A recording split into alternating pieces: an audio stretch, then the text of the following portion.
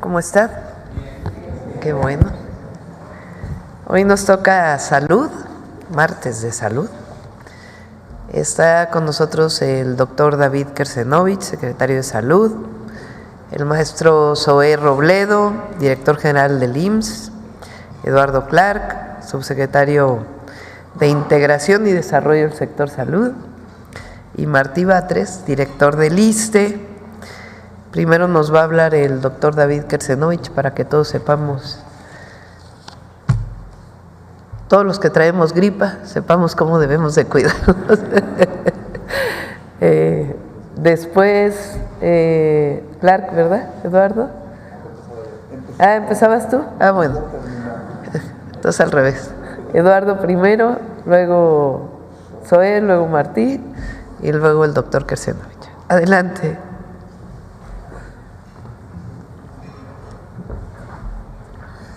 Hola, muy buenos días a todos. Con su permiso, Presidenta. Les quiero dar una actualización del proceso de compra de insumos, tanto medicamentos como material de curación, reactivos y pruebas del sector salud para los siguientes 2 años. Siguiente. Como recordarán, y nada más para refrescarles un poco la memoria, esta compra de medicamentos que iniciamos desde el inicio de la administración incluye a 26 instituciones del Estado mexicano que participan, desde las muy grandes, el IMSS, el ISSSTE, el IMSS Bienestar, pero también todos los institutos nacionales de salud, hospitales de alta especialidad, así como la CEMAR y Pemex. Siguiente. ¿Cuál es el avance global que tenemos en la compra de los medicamentos en sí? Recordarán, lo hemos mencionado varias veces, 4.982 millones de piezas que se solicitaron por el sector, de las cuales 3.649, el 73% fueron adjudicadas vía licitación o las mesas de fuente única y patente desde el 14 de enero y posteriormente a eso hemos venido adjudicando un número adicional de piezas que representa otro 22.5% a partir de las propuestas que tuvimos alguna deficiencia técnica o económica en la propuesta original que hemos venido corrigiendo con la industria. Y eso nos lleva a que la segunda ronda de compra que hablamos hace un par de semanas es para el 4.2% de las piezas y ahora les daré un poco del estatus de lo que esto significa. Siguiente. ¿Cómo se ve la segunda ronda de la compra? Iniciamos la solicitud de interés para cotizar desde el 27 de enero. Hicimos y modificamos los anexos técnicos para incluir a mayor potencial proveeduría, cambiando algunas condiciones para claves de bajo volumen. Hicimos una optimización terapéutica en la que redujimos casi 300 claves o tipos de medicamentos e insumos que podían ser reemplazados por otro insumo con la misma o mejor eficiencia terapéutica. Hicimos una investigación de mercado en la que recibimos más de 370 propuestas de proveeduría que ocurrió entre el 5 al 16 de febrero y hace unos días que cerramos esta investigación de mercado, inicia un poco 2 procesos. Uno es para las claves de mayor urgencia, mediante una negociación directamente con la proveeduría, a través de lo que ofertaron en la investigación de mercado, estaremos adjudicando entre el día 21 y el día 26 las claves donde potencialmente tenemos tanto urgencia como buenas condiciones de proveeduría. Esto representa básicamente la mitad de la necesidad que tenemos de las 4.2% de piezas que sobraban. Estamos y creemos que tendremos condiciones para adjudicar de manera inmediata. Y el resto se va a un proceso de licitación de claves que no son urgentes, que esperamos culmine el 19 de marzo y entregas a partir de 2 semanas posteriores a ese fallo. Eso solo para el porcentaje relativamente pequeño que se fue a segunda ronda. Pero tal vez lo más importante es la siguiente diapositiva, si me ayudan con ella, que es darles a ustedes y a los que nos escuchan y particularmente a los pacientes del sector, claridad de cómo se ven los tiempos de la entrega de los insumos de esta compra de medicamentos. Como ustedes saben, desde el 15 de enero que comenzó el resultado de los contratos y hasta el 1 de marzo, que es en un par de semanas, estamos formalizando todos los contratos, es decir, haciendo ya contratos entre cada una de las 26 instituciones y cada uno de los proveedores. ¿Por qué hasta el 1 de marzo? Porque recuerden, hay ciertas claves que estamos comprando apenas hace algunos días que fueron resultado de reparar propuestas que en la licitación no fueron adjudicadas en ese momento. A partir del 21 de febrero y hasta el 2 de marzo, lo que estamos haciendo con todo el sector es la planificación de sus órdenes de suministro. ¿Qué significa esto? Y esto es crucial, que cada clínica, cada hospital, cada centro de salud, cada lugar que requiere insumos está diseñando exactamente cuántas piezas y de qué tipo de insumo, de medicamentos, de reactivos, de pruebas, de dispositivos, va a solicitar a la proveeduría a partir de que los contratos puedan ser ejecutados. Este es un proceso no trivial de planeación, porque lo que estamos identificando, y les pongo el caso del IMSS Bienestar, es exactamente qué requiere cada unidad para que esto pueda ser notificado a la proveeduría y pidamos todo junto al 1 de marzo, que inicia la vigencia de los contratos para pedir órdenes de suministro. A partir de este proceso que estamos haciendo, empieza el 21 también, porque tenemos ciertas claves que estamos pidiendo, entregas adelantadas de parte de la proveeduría, que muy amablemente ha dicho que puede participar en entregas adelantadas. A partir del modelo de compra que hicimos, cambiamos un poco la logística. A hospitales, particularmente los grandes, y los institutos nacionales de salud, las unidades médicas de alta especialidad del IMSS, entre otros, los insumos van a llegar directamente del proveedor ahí. Y el proveedor tiene máximo 15 días naturales entre que se le solicita y tiene que entregar. Y también vamos a estar entregando directamente en almacenes estatales, esto para luego ser distribuido en la última milla, que son ya las clínicas y los centros de salud. ¿Qué significa eso? Que vamos a empezar a ver, creemos, entregas a partir del 3 de marzo, de acuerdo a lo que hemos establecido con la proveeduría, y que las entregas más grandes van a ocurrir alrededor del 15 de marzo, cuando empiecen a cumplirse los pedidos de más volumen y de mayor escala nacional. ¿Qué significa eso? Que en clínicas y centros de salud podemos esperar, más bien en hospitales podemos empezar a ver insumos a partir del 5 de marzo, con también el mayor volumen a partir del 15, y en las unidades de salud empezar a ver el mayor volumen de entregas entre el 10 de marzo y el 23 de marzo. Esto es lo que les hemos venido comentando desde que llevamos a cabo la compra consolidada, que lo que buscábamos era darle tiempo a la proveeduría, a la industria farmacéutica para producir, para distribuir, para generar sus cadenas de suministro, para entregar en estos términos. Eso sería lo que esperamos poder seguir comunicando más detalles en las siguientes semanas, pero para claridad de todos, estamos esperando entonces estos tiempos.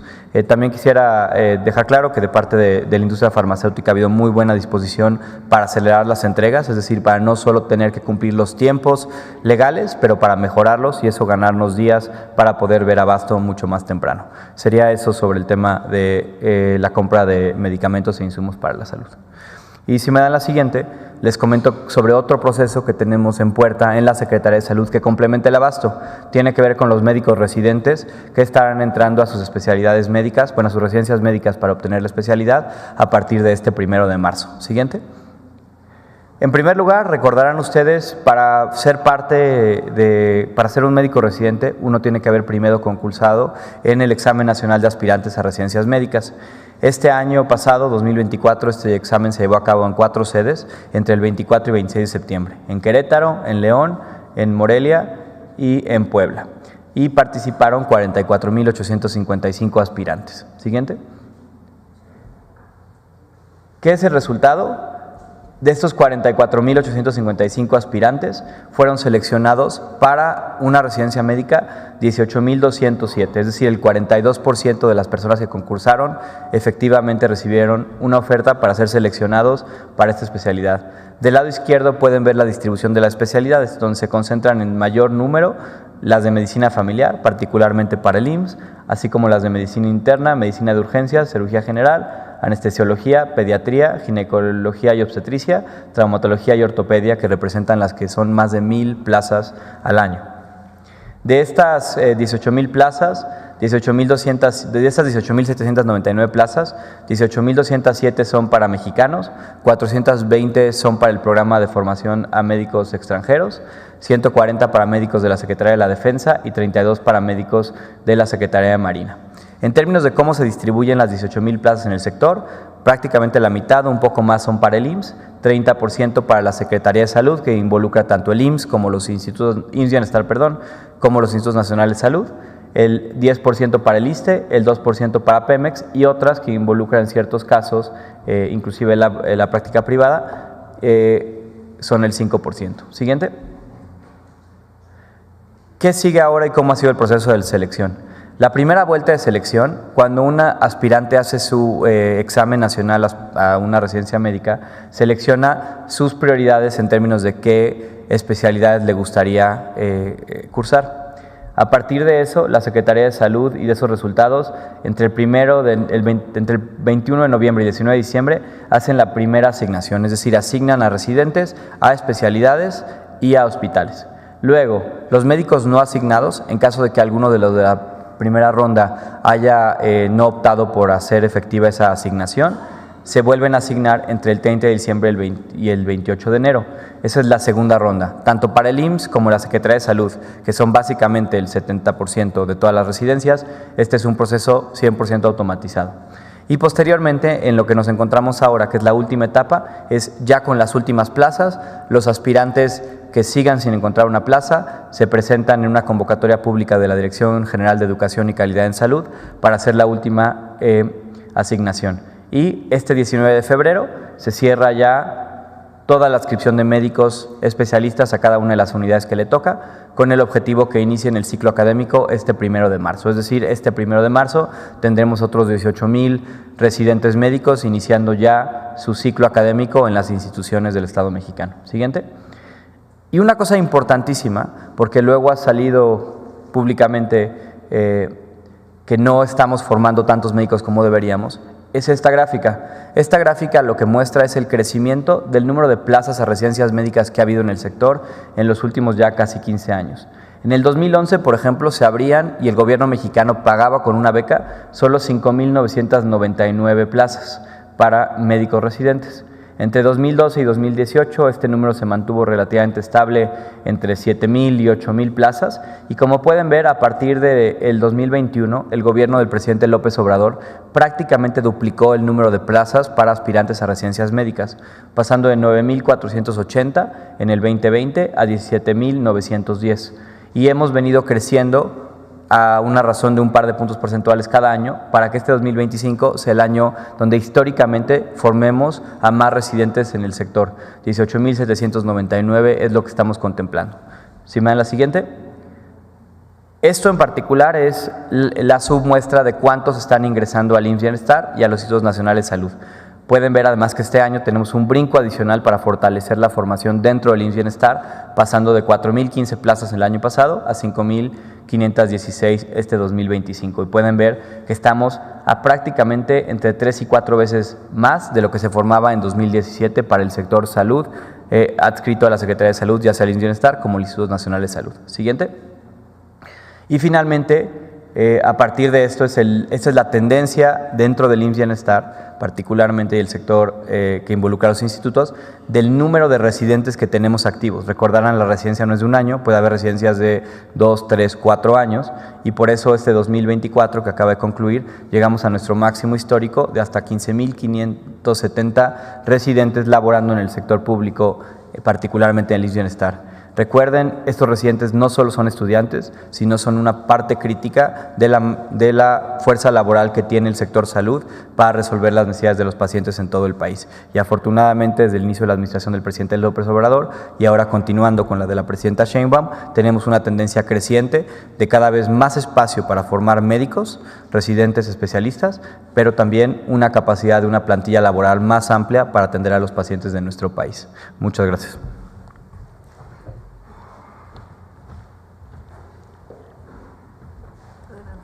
Gracias, muchas gracias, presidenta. Con su permiso, muy buenos días a todas y a todos quienes nos escuchan. Y siguiendo lo que ha comentado el subsecretario Clark, hace unos meses, a finales del 2024, la Organización Mundial de la Salud presentó, como lo hace todos los años, su reporte sobre la Estrategia Mundial de Recursos Humanos para la Salud. El tema del déficit de médicos especialistas es un fenómeno global que se sigue incrementando y muchas de las recomendaciones que ha planteado la OMS se están haciendo en México y se están fortaleciendo ahora en el segundo piso de la cuarta transformación. Y básicamente es formar más para tener más médicas y médicos que reclutar una vez que concluyen su formación.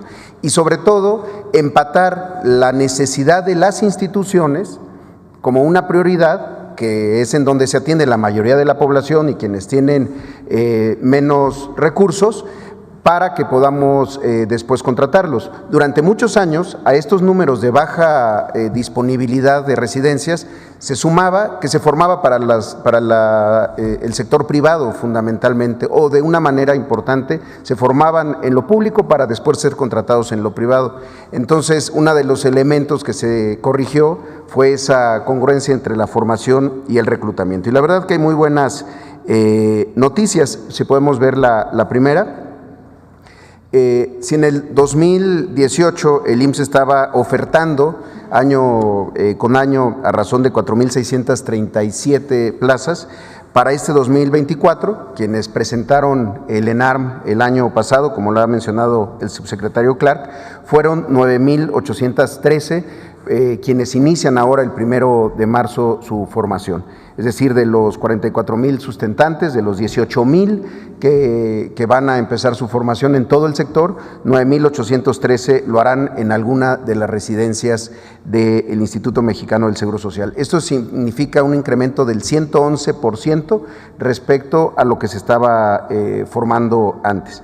Y al tiempo que inician ahora el 1 de marzo, estos 9,813 médicos y médicas generales que empiezan a hacer una especialidad, pues también está el otro lado de la moneda. ¿Cuántos egresaron este año? Y es lo que vemos en la siguiente.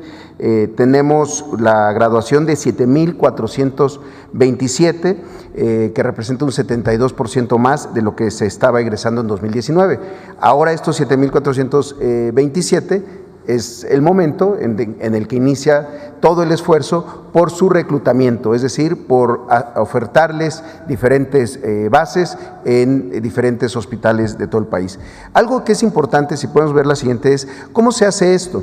No es solamente disponer de más recursos para las becas de los médicos y las médicas residentes, porque siempre se tiene que cuidar que el incremento no dañe o no altere la calidad de la formación. Por eso de 2019 a 2025, el incremento de residentes, que pasó de 15,000 a 26,000 en todos los años, los R1, R2, R3, R4, R5, también significó contratar a más médicos y médicas, profesores, titulares y adjuntos. Hoy son 5,212, además de las sedes. Se tenía una idea de que las sedes siempre eran en hospitales de tercer nivel, centros médicos nacionales o en los hospitales regionales más grandes. Pasamos de 200 sedes a 389 sedes. Eso también significó crecer la formación en hospitales de zona, hospitales de subzona, pero también en unidades de medicina familiar, donde se forman esta especialidad que es fundamental para el sistema, que es la medicina familiar. También es importante decir que si en 2019 teníamos 760 cursos, hoy son 1,303. Ahora, y bueno, también están los centros de simulación y excelencia clínica y quirúrgica, que son estos grandes espacios en donde se forman, hay 3 en el IMSS, uno en Mérida, otro en Siglo XXI, otro en Guadalajara, en Jalisco, que es la tendencia global de hacer en la simulación, desde la simulación de una consulta hasta la simulación de un parto, de una cesárea, de una intervención en urgencias. Ahora, pasamos en la siguiente de la formación, ahora sí, al reclutamiento. Este año estamos ofertando estas 8,869 plazas de médicas y médicos especialistas. Esta es la distribución de lo que se saldrá a ofertar en unos días más, en lo que conocemos como el draft, el proceso de reclutamiento en donde acuden de todo el país a observar, a conocer cuáles son las ofertas de su especialidad en todo México, en el sistema IMSS, y entonces lograr su contratación. Todas son plazas directas, digamos que a quien se contrata ya va con una plaza.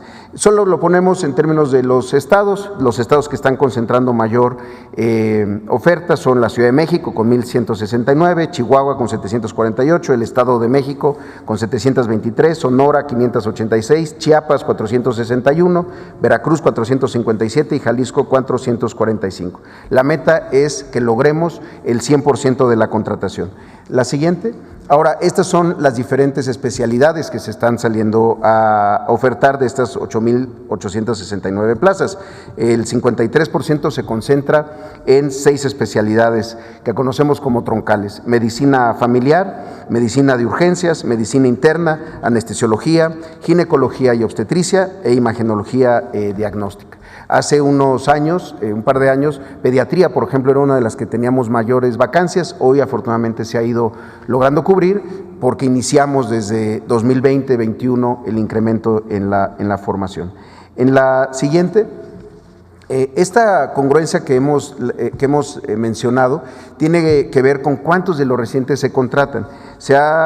En promedio, en los últimos años, se ha logrado un total de 86% de los egresados que se contratan. Es decir, el IMSS deja de ser la institución formadora y se convierte en la institución empleadora. Mientras que en 2019 se contrató a 5,080 egresados, el año pasado se logró contratar a 7,900, un incremento del 55%. Y si lo vemos en todo el periodo del 2019 al 24, se han contratado un total de 36,608 residentes, mismos que en su gran mayoría formó el propio Instituto Mexicano del Seguro Social. Para 2025, como mencionaba, se espera la contratación de los 8,869, con lo que llegaríamos a un total de 44,477 médicas y médicos especialistas contratados. Y finalmente, si nos lo permiten, pues queremos seguir difundiendo esta convocatoria 2025. El pasado 27 de enero se emitió ya esta convocatoria para el reclutamiento de residentes. Está dirigida tanto a residentes del IMSS como de otras instituciones que egresan de diferentes institutos, de diferentes sedes de formación, también de algunas de las que son en instituciones privadas.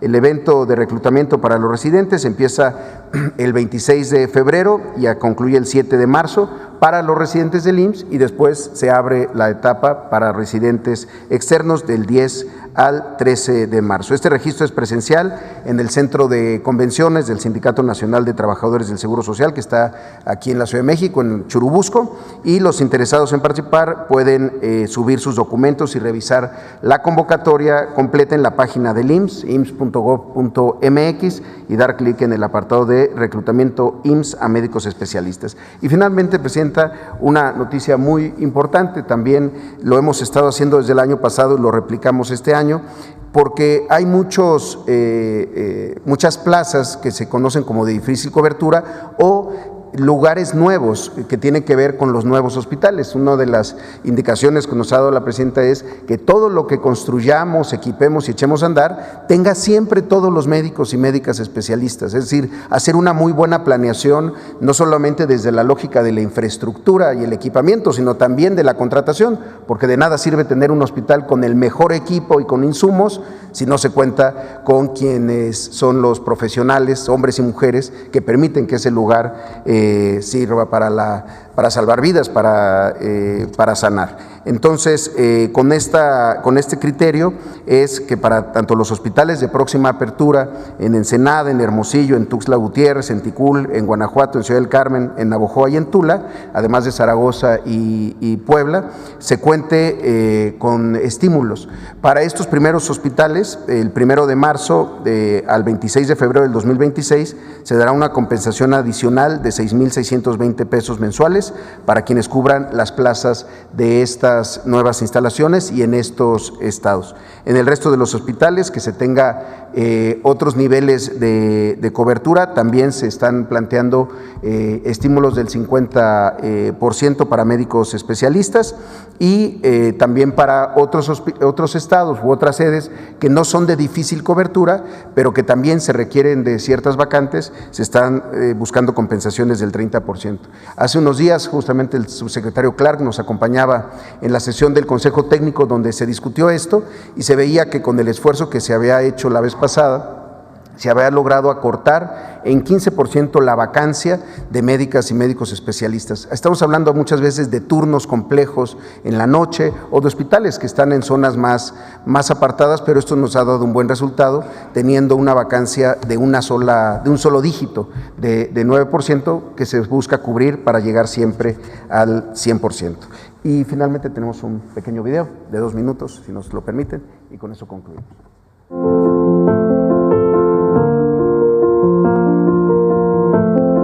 La jornada del reclutamiento de médicos especialistas se ha vuelto una tradición en el Instituto Mexicano del Seguro Social, consolidándose como la estrategia clave para atraer a las médicas y médicos egresados de nuestras sedes académicas. Esta labor es posible gracias a que el IMSS es el formador de médicos especialistas más grande del país. Actualmente, 26.964 médicas y médicos se encuentran realizando su especialidad en alguna de las 389 sedes académicas en el país. El próximo jueves 20 de febrero, en una ceremonia en la Unidad de Congresos del Siglo XXI, egresarán más de 7.400 médicas y médicos residentes. Como cada año, miles de médicas y médicos participan del evento de reclutamiento con la expectativa y el deseo de continuar su carrera profesional en el IMSS. En un hecho sin precedentes en 2024, se logró la contratación de 7.900 residentes para fortalecer los servicios médicos del Seguro Social para ser designados a las entidades con mayor necesidad. Para este año, el draft se llevará a cabo del 26 de febrero al 13 de marzo, para residentes internos del 26 de febrero al 7 de marzo y médicos externos del 10 al 13 de marzo. El evento tendrá lugar en el Centro Social y Deportivo Churubusco del Sindicato Nacional de Trabajadores del Seguro Social, ubicado en Calzada de Tlalpan. Nuestro objetivo, lograr la contratación del 100% de las 8.869 plazas que se estarán ofertando, incluyendo las de los nuevos hospitales de próxima apertura, la contratación más grande en la historia del instituto. Si aún no lo has hecho, ingresa tus documentos a la siguiente página: www.rh.ims.gov.mx/residentes interno/. Gobierno de México. Muchas gracias, sería todo. Adelante, Martín. Gracias.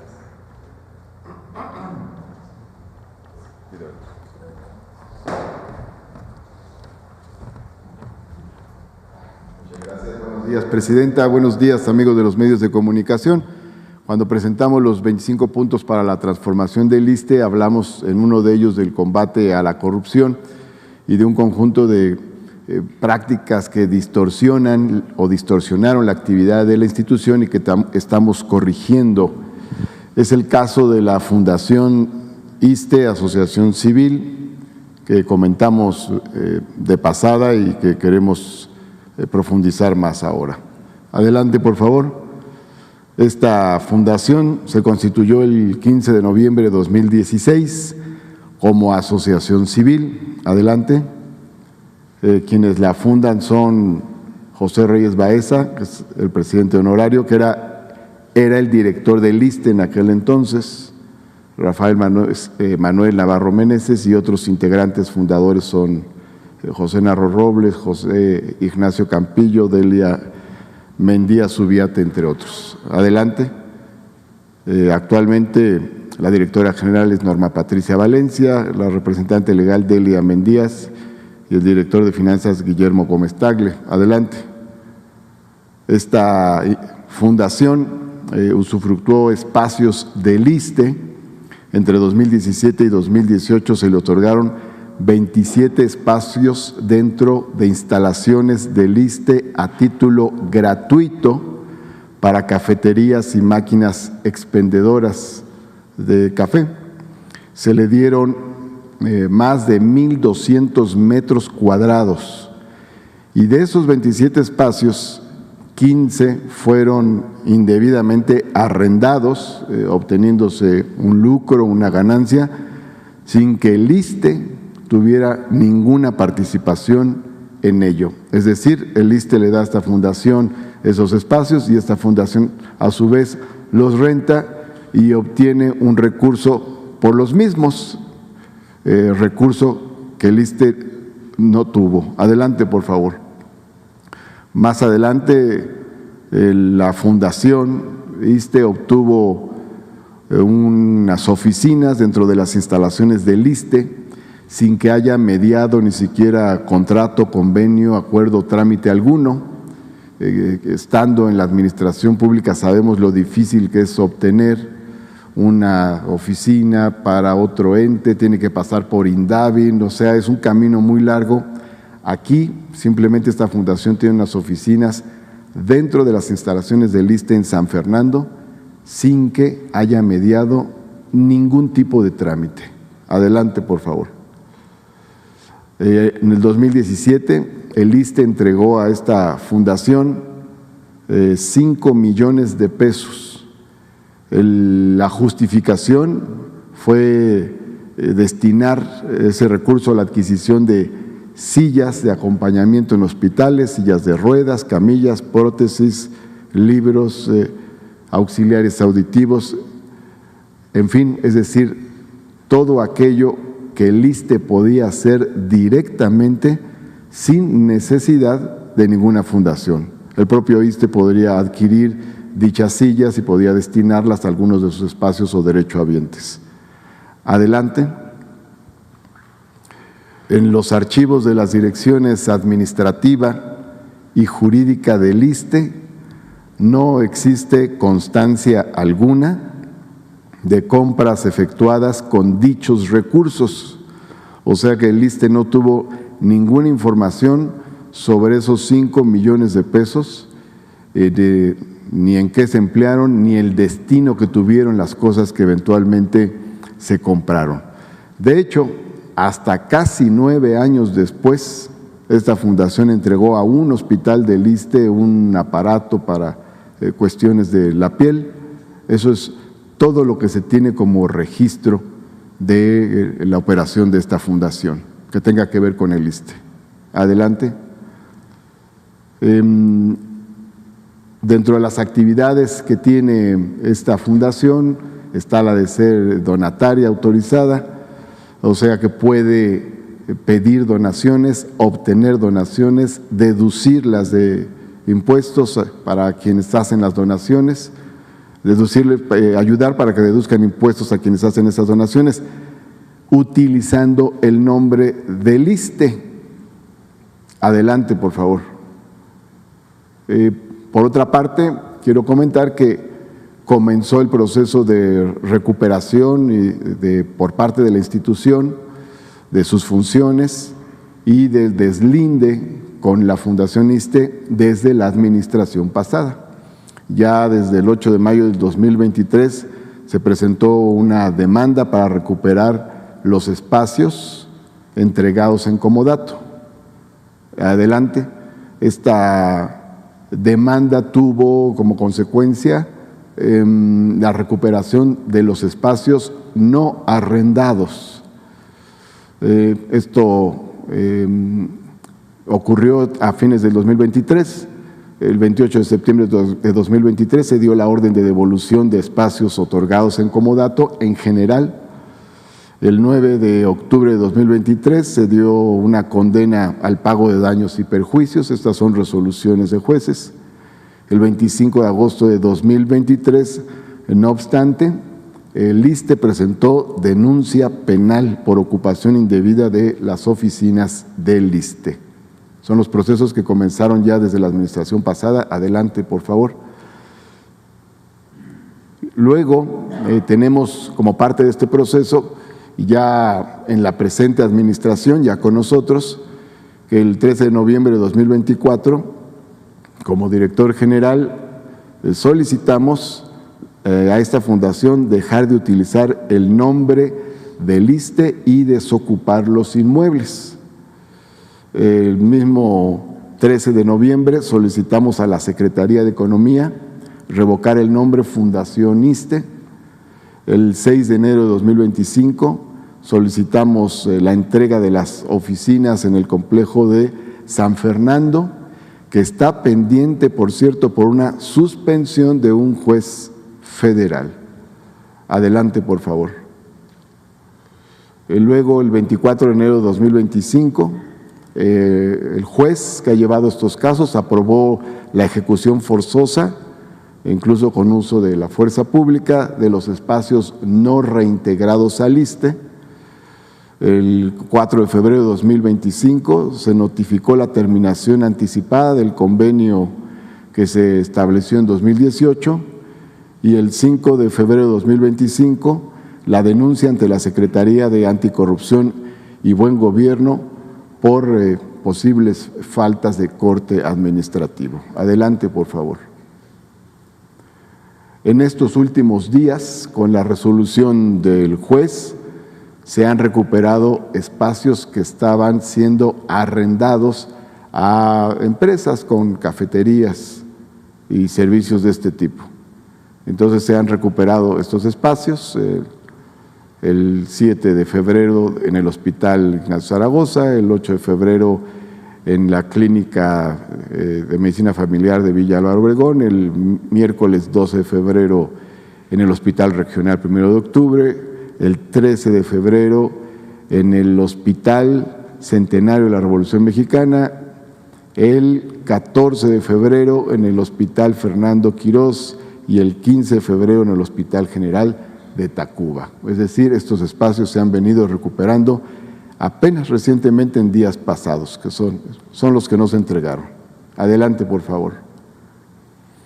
En las cafeterías estaba colocada una lona que decía esto, que los recursos se utilizaban para equipar con sillas cama hospitales del ISSSTE, que era una forma de justificar la presencia de estas cafeterías. Sin embargo, como ya comenté, esos recursos de las cafeterías nunca llegaron al ISSSTE.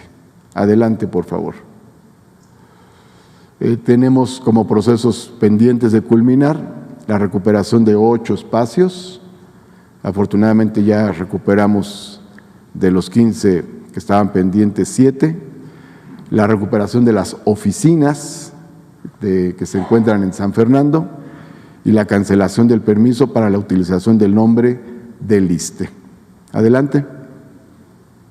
Termino señalando que el caso de la Fundación ISSSTE es uno de esos ejemplos representativos del proceso de privatización y saqueo de instituciones públicas que ocurrió durante el periodo neoliberal, cuando los propios funcionarios públicos crearon instituciones privadas de intermediación para desviar recursos públicos que podían haberse invertido directamente desde las instituciones públicas. Es cuanto, Presidenta. Gracias, Martín.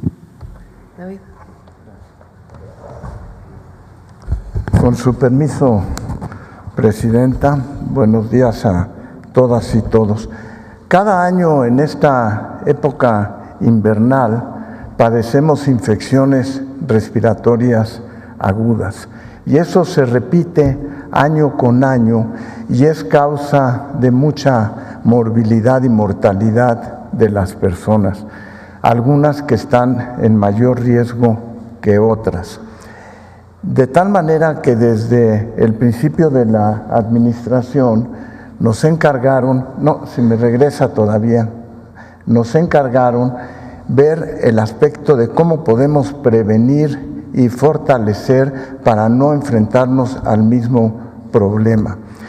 Les recuerdo que en estas épocas invernales hemos padecido influenza, hemos padecido COVID, hemos padecido, como verán dentro de unos momentos, mortalidad por casos en forma importante. Entonces, el primer aspecto tiene que ver cómo prevenir que eso no ocurra y en la segunda parte de la presentación, cómo podemos identificar en forma temprana los casos para evitar que tengan un desenlace fatal. La siguiente, por favor.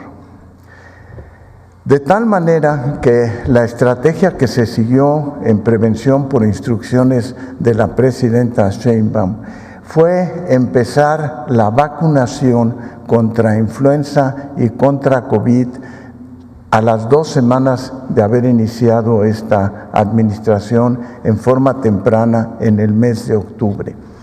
¿Cómo hemos avanzado hasta la semana 18? Que vamos en las 2/3 partes de la prevención, y verán después por qué queremos presentar ahora en 2/3 partes del proceso para fortalecer la atención primaria. A la semana 18 se han aplicado casi 30 millones de vacunas contra influenza en todo el sector y hemos logrado alcanzar una meta de vacunación de 83.27%. El otro aspecto importante de la vacunación contra influenza es que por primera vez estamos usando una vacuna tetravalente contra todos los serotipos de influenza, y además esta vacuna ha sido ya fabricada en México. La vacunación de este año es con vacuna que se fabricó en México y que cubre todos los estándares internacionales descritos. A partir de esto, me pasa la siguiente diapositiva, les muestro cómo se ha comportado los casos de influenza comparados con los mismos periodos en años anteriores. En 2021 y 2022 teníamos 136.409 casos, que fue el periodo más severo que tuvimos de influenza. El siguiente año disminuyeron a 69.169 casos. El año pasado a 36.974, y en la vacunación que empezó en octubre 24 hasta la fecha, llevamos 31.039 casos, o sea, se ha logrado disminuir los casos de influenza en el país. La siguiente diapositiva, por favor. ¿Qué ha pasado con el COVID? Con el COVID han ocurrido distintos factores. A la semana 18 de vacunación se han aplicado casi 6 millones de vacunas de COVID, teniendo un avance de 83.27% en la vacunación de COVID. ¿Por qué se ha disminuido el COVID? Por una parte por la vacunación, por otra por la inmunidad por rebaño, la gente que ya tuvo COVID durante periodos anteriores al actual, pero toda esa mezcla, incluyendo cambio climático, etcétera, ha resultado, me pasa la siguiente diapositiva, por favor, vean el comportamiento que hemos tenido en casos de COVID y la importancia de iniciar en forma temprana la vacunación universal. En 2021 a 22, que fue el periodo de mayor casos, tuvimos registrados 295.268 casos, disminuyeron después a 67.693. Parte del año pasado tuvimos 15.145 casos y en la actualidad documentados tenemos 3.065 casos, es decir, casi el 1% de lo que padecimos en la epidemia que tuvimos de COVID en la pandemia. Y eso se ha logrado entre la vacunación, la inmunidad por rebaño y el mismo cambio climático. La siguiente, por favor. ¿Por qué presentar esos datos? Porque seguimos teniendo casos que cuesta trabajo diferenciar entre enfermedad respiratoria aguda, y aquí les muestro algunos de los resultados del análisis cuando cualquiera de nosotros presenta un cuadro gripal. Si se dan cuenta en esta diapositiva, todos tienen malestar general, tienen cefalea, y uno entra en la duda de decir, ¿estaré teniendo COVID, estaré teniendo influenza o tengo un resfriado común? De los datos que tenemos, los pacientes que tienen COVID generalmente tienen fiebre y tienen poco dolor de garganta y poco catarro y congestión nasal. Tienen las manifestaciones generales de gripe. En cambio, el que tiene mayor severidad en fiebre, dolor de garganta, catarro y congestión nasal, las tres cosas, es el paciente que tiene influenza. Y el que tiene resfriado común también tiene dolor de garganta en menor cantidad, catarro, pero pocas veces tiene fiebre. Muchos, cuando tenemos un cuadro gripal sin fiebre, probablemente estamos teniendo una gripe común y corriente. La pregunta es, ¿cuándo me hago una prueba para influenza y una prueba para COVID? Y hay grupos de la población que sí requieren hacerse ante la duda una prueba por ser más susceptibles. Son pacientes con enfermedades crónicas, diabetes, hipertensión arterial, insuficiencia renal crónica, que cuando tienen la duda requieren hacerse la prueba. Pacientes que están en tratamiento con cáncer deben de hacerse la prueba. Personas mayores de 70 años de edad. Pacientes que están en lista esperando un órgano para ser trasplantado o pacientes que están ya trasplantados. Niños prematuros o todo niño que se hospitaliza por una enfermedad respiratoria aguda y finalmente personal de salud que está en contacto con el resto de los pacientes. El resto de la población tiene que tratar en los primeros 5 días de darse cuenta de qué tipo de padecimiento tiene y no tiene que recurrir necesariamente a hacerse una prueba de influenza o de COVID. La siguiente, por favor. El tratamiento de los cuadros gripales es fundamentalmente sintomático, con la administración de analgésicos, paracetamol o ibuprofeno, pero muy importante más abajo, no usar aspirinas, porque las aspirinas pueden desencadenar cuadros hemorrágicos en las personas que tienen cuadro gripal. Es mucho mejor paracetamol e ibuprofeno. Pueden usar descongestionantes o humectantes nasales, mentol, miel, eucalipto o irrigación con soluciones salinas nasal, irrigación nasal. Algún expectorante, usos de jarabes que tienen acetilcisteína y sobre todo mantener una hidratación adecuada.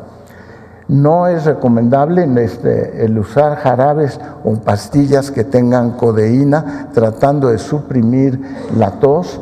Tampoco deben de usarse esteroides para tratar de desinflamar y sobre todo no se debe de utilizar antibióticos a menos que en niños haya la sospecha de que tengan afección en los oídos, otitis o de que tengan sinusitis.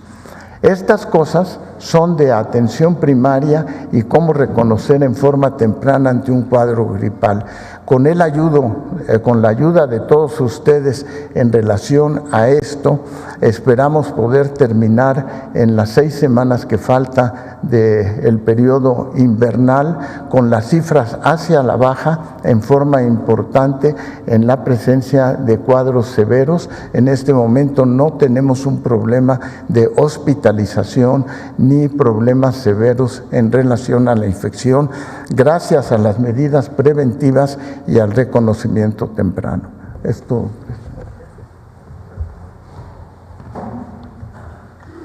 Listo. ¿Perdón? Tema de médicos. Vamos primero en las filas de adelante. A ver acá.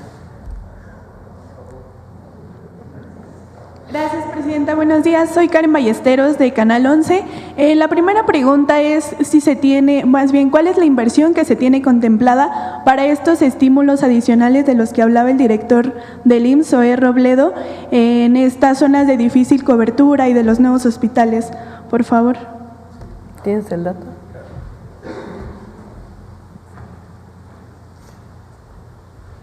Muchas gracias. Sí, si bien dependerá mucho del reclutamiento y demás, pero para el periodo anterior, desde que iniciamos este proceso, pasando justo la pandemia en 2021, se han invertido cerca de 800 millones de pesos en estos estímulos. Eso es lo que nos permitió bajar de manera considerable las vacancias, es decir, este escenario indeseable siempre de que un hospital no tenga a un especialista. Lo hicimos, por ejemplo, en lugares como Sonora, que era uno de los estados que tenía mayor problemas históricos de vacancia. Se ha hecho en Baja California, en Tijuana en particular, donde hay una competencia bastante fuerte por la contratación de médicas y médicos especialistas, pero también en zonas de difícil cobertura, hospitales de subzona, que son los hospitales más pequeños y donde muchas veces en el entorno no existe una oferta privada que permita a los médicos especialistas tener esta doble función de un empleo institucional, en este caso en el IMSS, y también una práctica privada. Entonces veíamos en el reporte que se presentó al Consejo Técnico que durante estos 3 años habían sido cerca de 815 millones de pesos, con lo que se había disminuido en 15% esta vacancia. Gracias. ¿Esperaría que el monto fuera mayor en esto? Pues digamos que es un monto que está establecido, presupuestado, pero no está considerado que sea mayor, empezando porque este monto que acabo de mencionar es para 2 años. El ejercicio que estamos haciendo para estos nuevos hospitales está planteado a partir de la contratación, que puede ocurrir ahora finales de febrero, principios de marzo, y hasta marzo del próximo año. Y en función de cómo vaya funcionando, se solicita su ampliación o su prórroga al propio Consejo Técnico, que es la autoridad que lo debe de autorizar. Okay, gracias. Respecto a la fundación del ISSSTE, de las que ya se daban a conocer estas irregularidades, preguntar si ya hay procesos abiertos en contra de los exfuncionarios que se daban a conocer están implicados en esta fundación, sobre todo si alcanzan pues a Reyes Baeza y a Narro Robles estos procesos, por favor. Están presentadas denuncias ante el Ministerio Público de carácter penal y ante la Secretaría de la Función Pública. Son quienes harán las investigaciones correspondientes, pero digamos hay 2 denuncias, una de carácter penal y otra de carácter administrativo. ¿Y si es contra estos exfuncionarios que están Son denuncias abiertas. Okay. Ahora sí que ellos determinarán las responsabilidades. Ok, gracias. En otro tema, Presidenta, ¿nos puede hablar de la reunión que tuvo ayer con la Presidenta de Santander? Hablaba de nuevas inversiones para México. Si nos puede dar más información, por favor. Ella va a anunciar el día de hoy varias inversiones. Tienen un evento Santander, por eso ya no las mencionamos el día de ayer. Fue una muy buena reunión. El Banco Santander, pues México representa un porcentaje muy importante de no solamente sus clientes, sino de su negocio, y tienen planteada distintas acciones que yo preferiría que lo presentaran. Son más de 4,000 millones de pesos, entiendo que o de dólares. Ahora, hoy lo vemos. A ver si me ayudan Edgar estuvo ahí presente en la reunión, de dólares. Entonces, son inversiones muy importantes. Gracias. De distinto tipo. En otro tema, pues ayer concluyeron estos trabajos de recuperación en el Pinabete, la recuperación de los restos de los 10 mineros. Preguntarle, pues, ¿qué representó tanto para su gobierno como para las familias, pues, lograr esta labor? Se está en esta zona carbonífera de Coahuila. Como ustedes saben, hay 2 rescates que se están haciendo. Uno en la mina Pasta de Conchos y la otra en la mina del Pinabete. Pasta de Conchos fue una mina que pues en realidad no sabe muy bien qué pasó, porque hasta que no se hagan realmente los peritajes, ahora que se está haciendo pues esta recuperación de los mineros.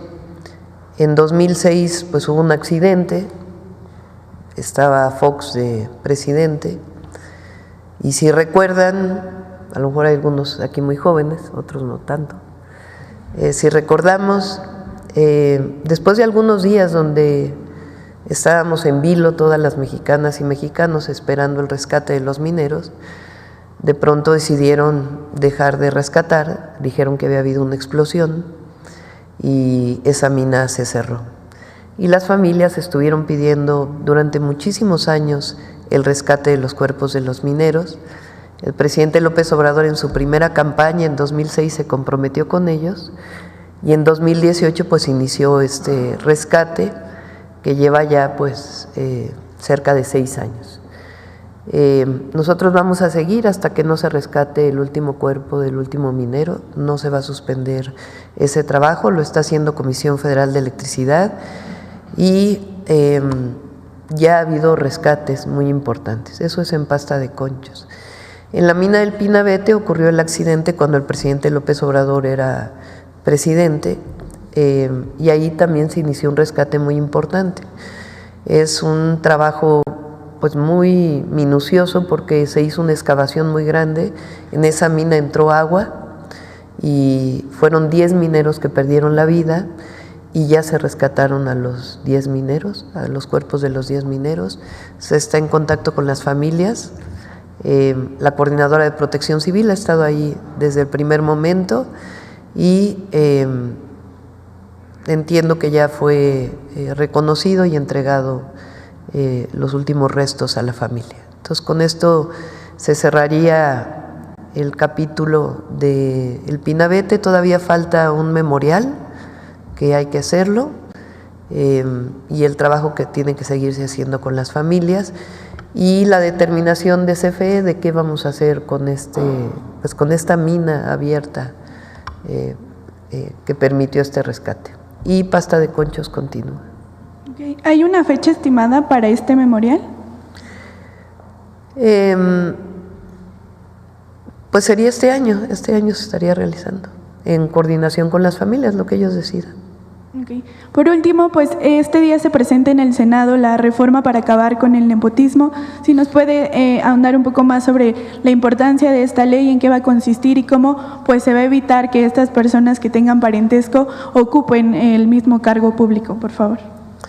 Son 2 iniciativas de reforma constitucional que envié el 5 de febrero. La primera es no reelección. Recuerden que en la Constitución de 1917 se estableció la no reelección para ningún puesto de elección popular. Después, si mal no recuerdo, en el periodo de Calderón, se abrió, ¿sí fue con Calderón? Creo que sí. Se abrió la posibilidad de que hubiera reelección. Con Peña, fue con Peña, hasta Peña. Hasta Peña se realizó, pero no sé de cuándo viene la reforma. Entonces se permitió que se reeligieran por 3 veces consecutivas senadores, diputados y presidentes municipales. En la campaña, y además pues de encuestas que hicimos, la gente no está de acuerdo con la reelección. No quieren que se regrese al sentido original de la Constitución del 17. Entonces la iniciativa que enviamos es para que no haya reelección en el periodo siguiente. Es decir, si un diputado fue diputado, no puede reelegirse de manera inmediata. En todo caso, tiene que dejar de ser 3 años y volver a competir si es que así lo desea. Porque siempre cuando tienes un puesto de elección popular, de una u otra forma, porque no tienes que renunciar, así como está establecido ahora, pues tienes ciertos privilegios frente a una competencia electoral de quien no tiene el puesto. Ese es el primero. El segundo es en contra del nepotismo, que no pueda dejarse el puesto o no pueda participar en un puesto de elección popular de manera inmediata también ningún familiar directo hasta el 4º nivel. Y eso sería a partir del 2027. Entonces, si uno es presidente municipal, no podría competir en el periodo siguiente esposa, hijo, hermano, cuñado, sino tiene que esperarse a que pasen 3 años y posteriormente podría participar. Entonces, esa es la reforma que se está planteando. Se enviaron al Senado y el Senado las está analizando. Gracias. Acá. Gracias. Buenos días, Presidenta. Jorge Saldaña, de la Orquesta MX de San Luis Potosí. Primero, esperar que sí que se recupere pronto de su gripa, que decía la señora. Gracias. Presidenta, en días recientes un tema ha causado controversia, molestia en San Luis Potosí, y es que médicos y personal jubilado del Hospital Central, que usted lo conoce, recibían sus prestaciones gracias a un esquema de aportaciones de parte del personal activo, no eran pensiones como tal, y de acuerdo al gobierno estatal, pues las administraciones pasadas no generaron un programa específico para estos trabajadores. Por lo tanto, estas aportaciones se terminaron con la transición al sistema IMSS Bienestar, es decir, ya no hay de dónde pagarles. ¿Hay algún plan de hacer una aportación conjunta con la Federación para estos doctores jubilados del Estado potosino? Esta situación, quiero saber si se repite en otros estados. Aquí afuera había también personal que se dice desplazado respecto a estos temas con la transición al IMSS Bienestar. ¿Qué alternativa tienen?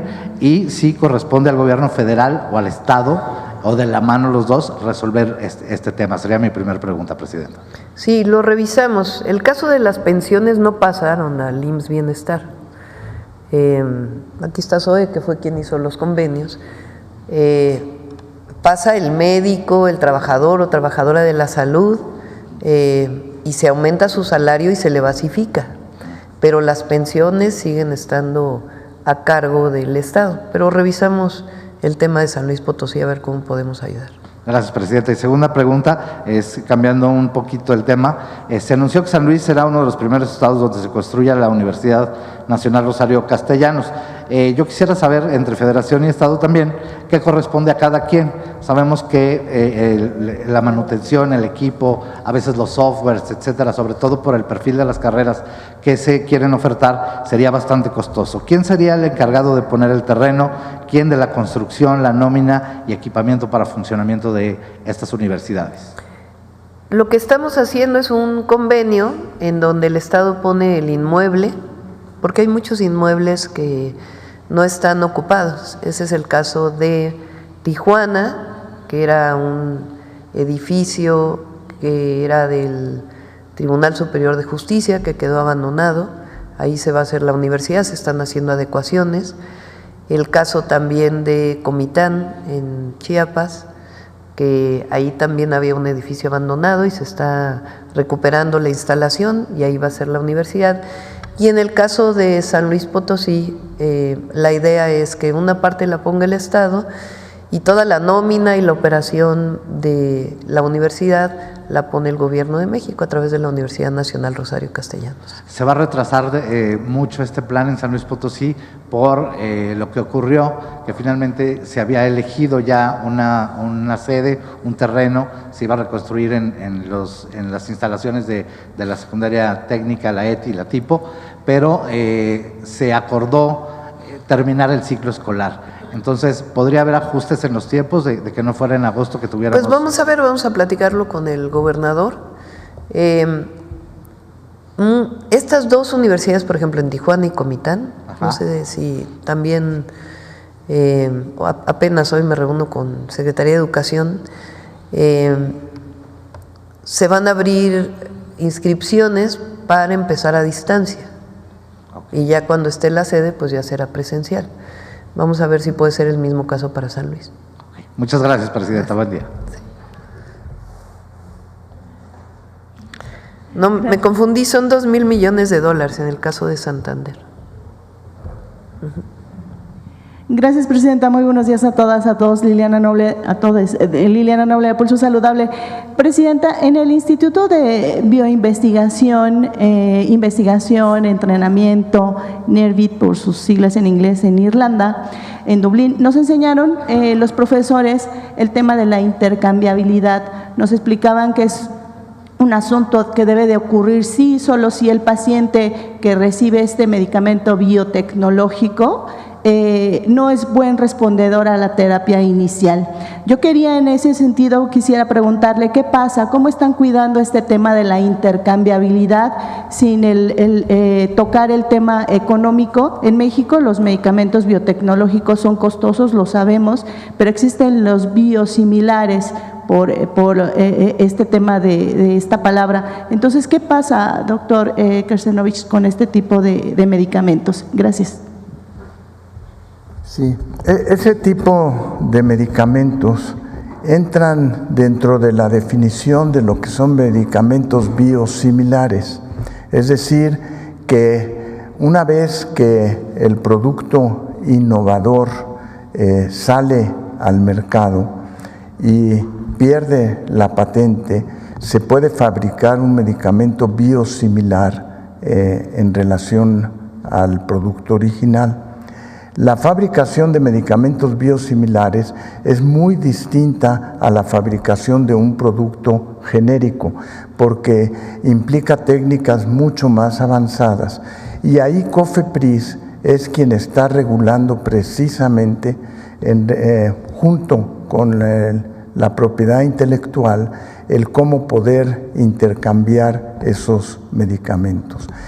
En el futuro probablemente vamos a ver cada vez más medicamentos biosimilares porque estamos avanzando en la producción de medicamentos originales muy distintos, con tecnologías moleculares que no teníamos con anterioridad. Pero sí, COFEPRIS está ocupado en regular los medicamentos biosimilares. Entonces, esto quiere decir, para entender, doctor Kersenovich, que un paciente que recibió hoy un ciclo, no sé, para cáncer biotecnológico, no se le va a quitar por el tema del costo, sino cómo irían evolucionando, solamente como lo dice este concepto, si no es buen respondedor a ese tratamiento, ¿se pensaría en el biosimilar? Sí, lo que pasa es que un enfermo que recibe tratamiento para cáncer hay que diferenciar en dos distintos tipos. Uno en el que el efecto se logra en un periodo corto de tiempo y se logra controlar, por ejemplo, leucemias en niños, donde se puede controlar, y otros que tienen que recibirlo en forma prolongada. En la medida que aparece el medicamento biosimilar, se le puede dar continuidad sin ningún problema porque pasa por un periodo muy estricto de evaluación el biosimilar también. Gracias. Y en una segunda pregunta, Presidenta, con este tema del desabasto de medicamentos, hay pacientes que son usuarios o reciben atención a través del sistema de transporte colectivo Metro.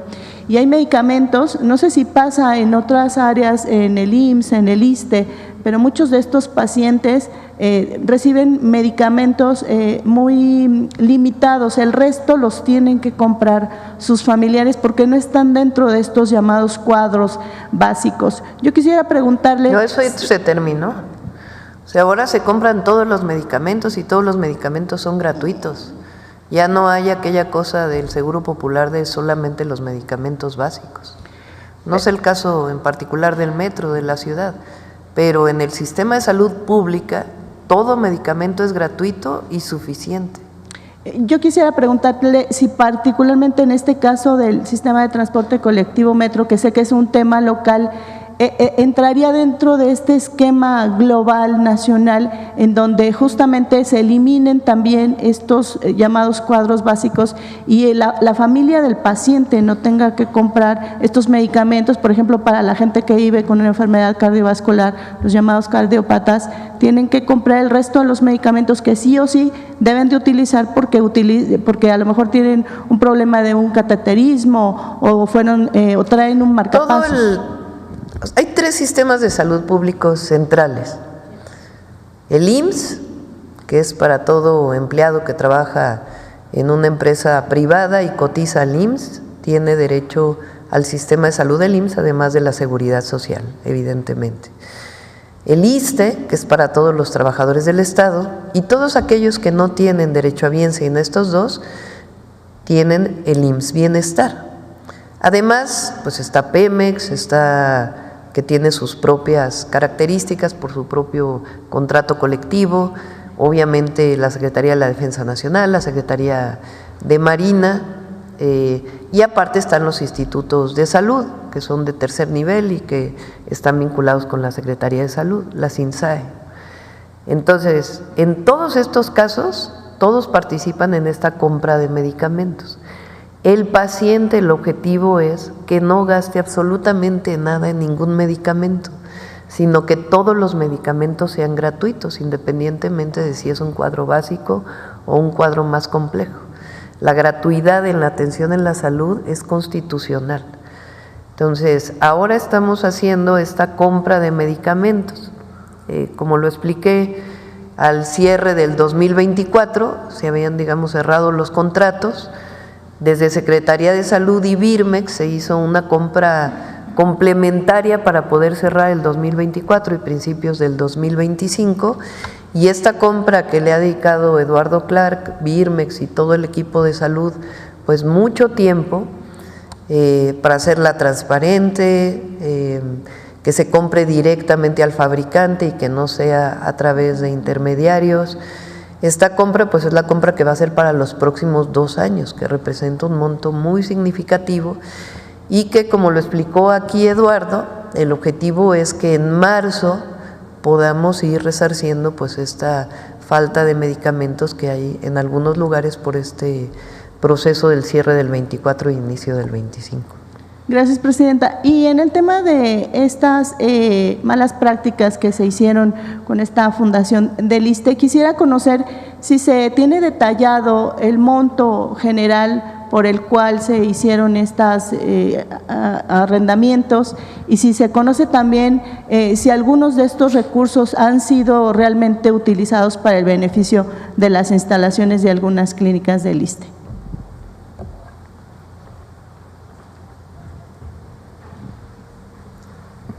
Tenemos documentado, como presentamos aquí, que el ISSSTE le entregó a esta fundación 5 millones de pesos, recientemente creada, se crea en 2016 y en 2017 le entrega 5 millones de pesos para comprar elementos que podía comprar directamente el ISSSTE.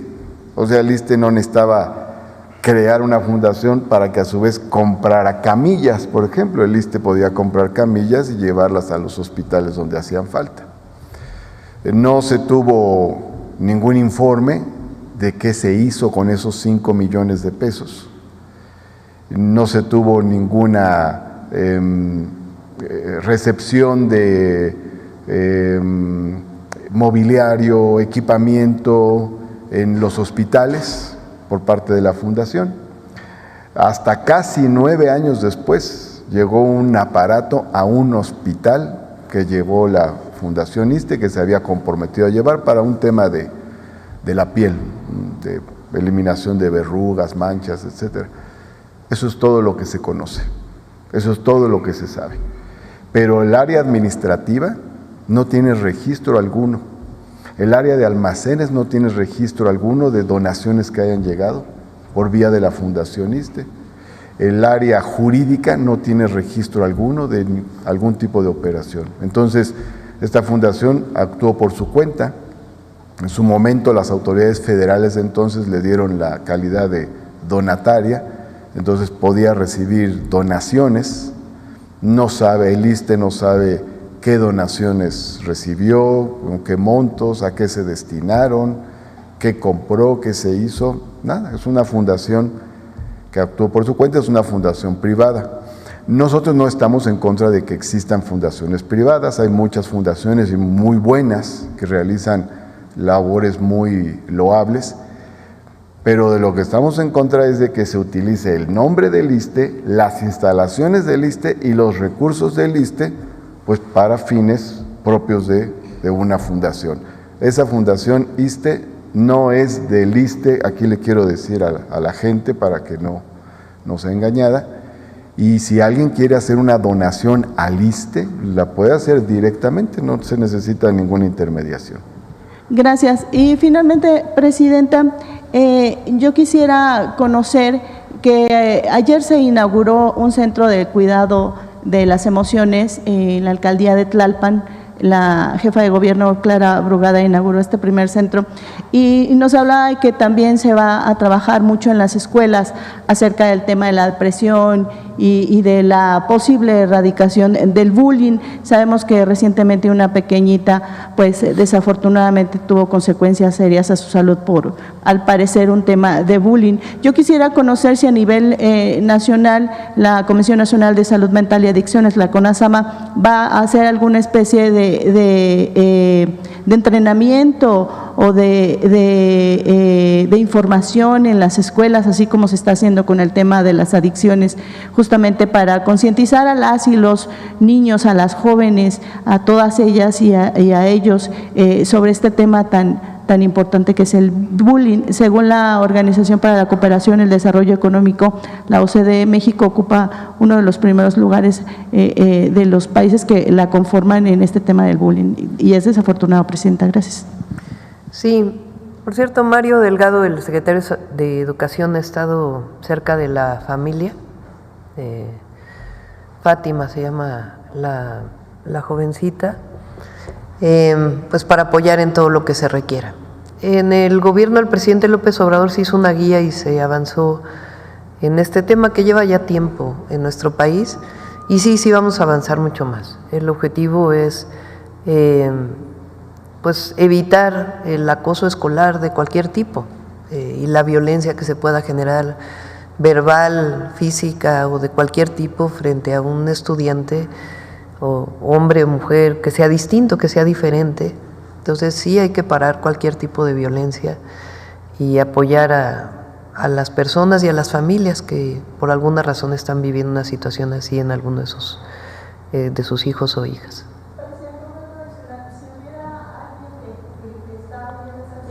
¿A dónde se puede? Hay mecanismos, a ver si Mario nos... hay mecanismos a través de los maestros y maestras de atención que se vinculan con Secretaría de Salud para atención de las o los estudiantes. Entonces sí hay mecanismos y se va a fortalecer la identificación y la prevención, sobre todo, para que no llegue a consecuencias mayores.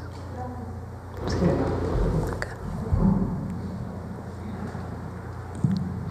Buenos días, Presidenta. Meme Yabel, de Damexico News. Sobre el tema de salud, empezar con ese, preguntar primero qué ha pasado con esta serie de empresas distribuidoras médicas que han sido señaladas por tener varias irregularidades, por acaparar incluso los contratos de medicamentos, tomando en cuenta que, por ejemplo, COFEPRIS, más bien la COFESE incluso, llegó a sancionarlas en octubre de 2014, por ejemplo, a Grupo Fármacos Especializados, también está Laboratorios Pirsa, Casa Marsam, varias distribuidoras en general. ¿Qué ha pasado con estos casos? Porque algunas de estas empresas todavía llegan a tener ciertos contratos. ¿En qué van estos procesos en particular sobre ese primer tema? ¿Quieres platicar cómo es el proceso? Claro, con mucho gusto. Les platico. Uno de los cambios esenciales en la compra que hicimos este año es dejar muy claro con toda la industria que participaba que quien iba a recibir los contratos era directamente quien fabricaba los insumos o quien era el titular de los registros sanitarios y los importaba, pero había hecho el proceso en México ante la COFEPRIS de ser el titular de ese registro sanitario.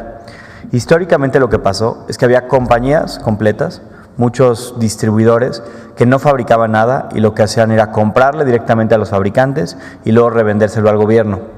Eso ponía al gobierno en una situación desfavorable en el sentido de que no podíamos negociar las mejores condiciones, no teníamos una relación directa con los que fabricaban los insumos para poder solventar cualquier tema que tuviéramos, y además muchas veces nos encontrábamos como gobierno, particularmente fue una pelea que dio la administración pasada de manera muy clara, con competidores desleales que buscaban ahora sí que poner al gobierno en desventaja, sacarle el mayor precio posible y tenerlo rehén muchas veces de no poder comprarle más que a ellos, es decir, monopolizar muchas de las claves. Hay ciertos fabricantes que al mismo tiempo son fabricantes y distribuidores, entonces muchos de ellos sí participaron, simplemente no están revendiendo cosas a otras compañías. Y lo que podemos afirmar, porque lo ha dicho ya la presidenta y fue la instrucción desde el principio, es que habláramos con toda la industria para dejar claro que a quienes íbamos a contratar iba a ser directamente a estos titulares de registros sanitarios. Y hasta ahora todas las compras que hemos hecho de la compra consolidada de medicamentos han sido precisamente personas que sean o los fabricantes directos en México o los titulares de un registro sanitario importando productos de otra parte, pero que sean los titulares, o en solo pocos casos donde hay ciertos productos extranjeros que entran bajo un acuerdo de equivalencia con agencias regulatorias de otros países, los titulares de esos registros fuera del país. Es las únicas compañías a las que les hemos comprado. Esto es importantísimo porque nos ha permitido, y me ha tocado a mí encabezar parte de este proceso, tener unas condiciones mucho más favorables que las que históricamente se había hecho. Y la parte de distribución es importantísimo que la sepan, muchas compañías no son distribuidoras logísticas, lo que hacen es ellos ya contratan a quien les distribuya para entregarnos en los hospitales y almacenes que les habíamos pedido, es decir, cambiar un poco la relación. En vez de contratar a un distribuidor, contratar al fabricante y que el fabricante encuentre a su distribuidor logístico que mejor le convenga para entregarnos en las condiciones que requerimos. Gracias. Sobre esto hay un caso en particular que traemos, que es sobre la empresa déjame saco el nombre, Digimedic Group SADCB. En esta empresa, la representante legal de Enlace Ciudadano de Mujeres Indígenas, Inyolotl, en Santa Ana, Tzacuala, AC, ha denunciado ser víctima de fraude. Ellos buscaron a través de esta empresa comprar un par de equipos médicos para la atención de la comunidad, y ellas prácticamente lo que están denunciando es que han sido víctimas de fraude. Realizaron 2 depósitos de una cantidad bastante favorable, superior a los 30,000 pesos y otra superior a los 100,000 pesos para adquirir estos equipos médicos, y ellas lo depositan directamente a las cuentas de la empresa. El problema es que no les han entregado absolutamente nada. Es más, les están hasta pidiendo más dinero con la intención como de hacer negocio y tener ahí una cierta comisión. Esta empresa se ha confundido a veces con Digimedical SADCB, que esta empresa en particular ha sido investigada por la Unidad de Inteligencia Financiera. Entonces, ahí mi pregunta se parte un poco en 2. La primera es si se podría investigar si Digimedic Group y Digimedical SADCB tienen algún tipo de relación o no, dado que los nombres son bastante parecidos. Y la segunda es, ¿qué se puede hacer en este caso en particular? Porque ellas ya están denunciando, ya incluso entregaron oficios y demás, son prácticamente víctimas de un fraude. Les están pidiendo varios depósitos, no les han entregado absolutamente nada. La empresa en algún momento en 2024 denunció que estaban que estaban utilizando el nombre para estafar a la gente, pero en este caso ellas depositan directamente a la cuenta de la empresa y no han entregado nada. Sí, con mucho gusto lo investigamos. Si nos pasas los datos, yo lo veo. Sí, se los comparto en un momento. Perfecto. En otro tema, Presidenta, y aquí es sobre el tema de los migrantes. Nos hemos topado con algunos paisanos que ya regresaron, pero ellos, por así decirlo, se autodeportaron. Regresaron de manera voluntaria. Nosotros tenemos esta duda porque ellos regresan incluso confiando en que podrían acceder a ciertos programas que forman parte del catálogo del programa que pone a disposición el gobierno, pero nos dice la Secretaría de Gobernación que para que accedan a ellos necesitan tener esta carta de repatriación, que solamente se les da si son deportados. No, se les puede dar si regresan. Esa es la duda que tenemos. De manera voluntaria, si se acercan a uno de los albergues o incluso en la propia frontera hay compañeros que los están atendiendo. Entonces, no, aunque sea de manera voluntaria, son repatriados y tienen acceso a todos los apoyos. Esa es justo la duda. Si ellos regresan de manera voluntaria, si pueden buscar esa carta de repatriación para acceder a ellos. Sí pueden. Okay. Y solo una última pregunta, y diría yo, denuncia un poco, tiene que ver con el tema educativo. En el caso de Yucatán nos llegó una denuncia de una familia que está buscando acceder al programa de becas de Benito Juárez, pero le están condicionando la entrega de la constancia. Les están pidiendo en el Cebetis 95 de la ciudad de Mérida, Yucatán, que le entreguen o que paguen el costo de 50 pesos de la constancia y además que paguen 1,400 pesos del semestre para entregarles la constancia y que puedan ir a solicitar esta beca. El problema es que, pues dicen, a ver, es escuela pública, ¿por qué tendría que pagar por estos documentos? Y la segunda es que en este caso particular de los 1,400, la preparatoria está condicionando este dinero a que se lo entreguen a la secretaria particular en efectivo, dándoles un recibo nada más, e incluso cuando los padres se han quejado, pues nos dicen que literalmente les contestaron, y voy a citar: pues como ya van a recibir el dinero de su beca, entonces no se quejen, ya tienen para pagar los 1,400 por alumno. No, pues está mal. Pásanos el dato para poder intervenir. Gracias, Presidenta. Sí. Acá. Muy buenos días, Presidenta. Santiago de Llano, de Ecosmedia MX y El Horizonte. Mi primera pregunta, Presidenta, es con base a la llegada de médicos cubanos que ha aumentado significativamente las cirugías y consultas en Chiapas. ¿Qué planes tiene su gobierno para garantizar que esta colaboración internacional se extienda a otras regiones con necesidades similares? ¿Y cómo asegura que no se descuide la formación y contratación de médicos mexicanos? Mira, ponme la gráfica que presentaron de residentes, de la tendencia. Préstame el micrófono.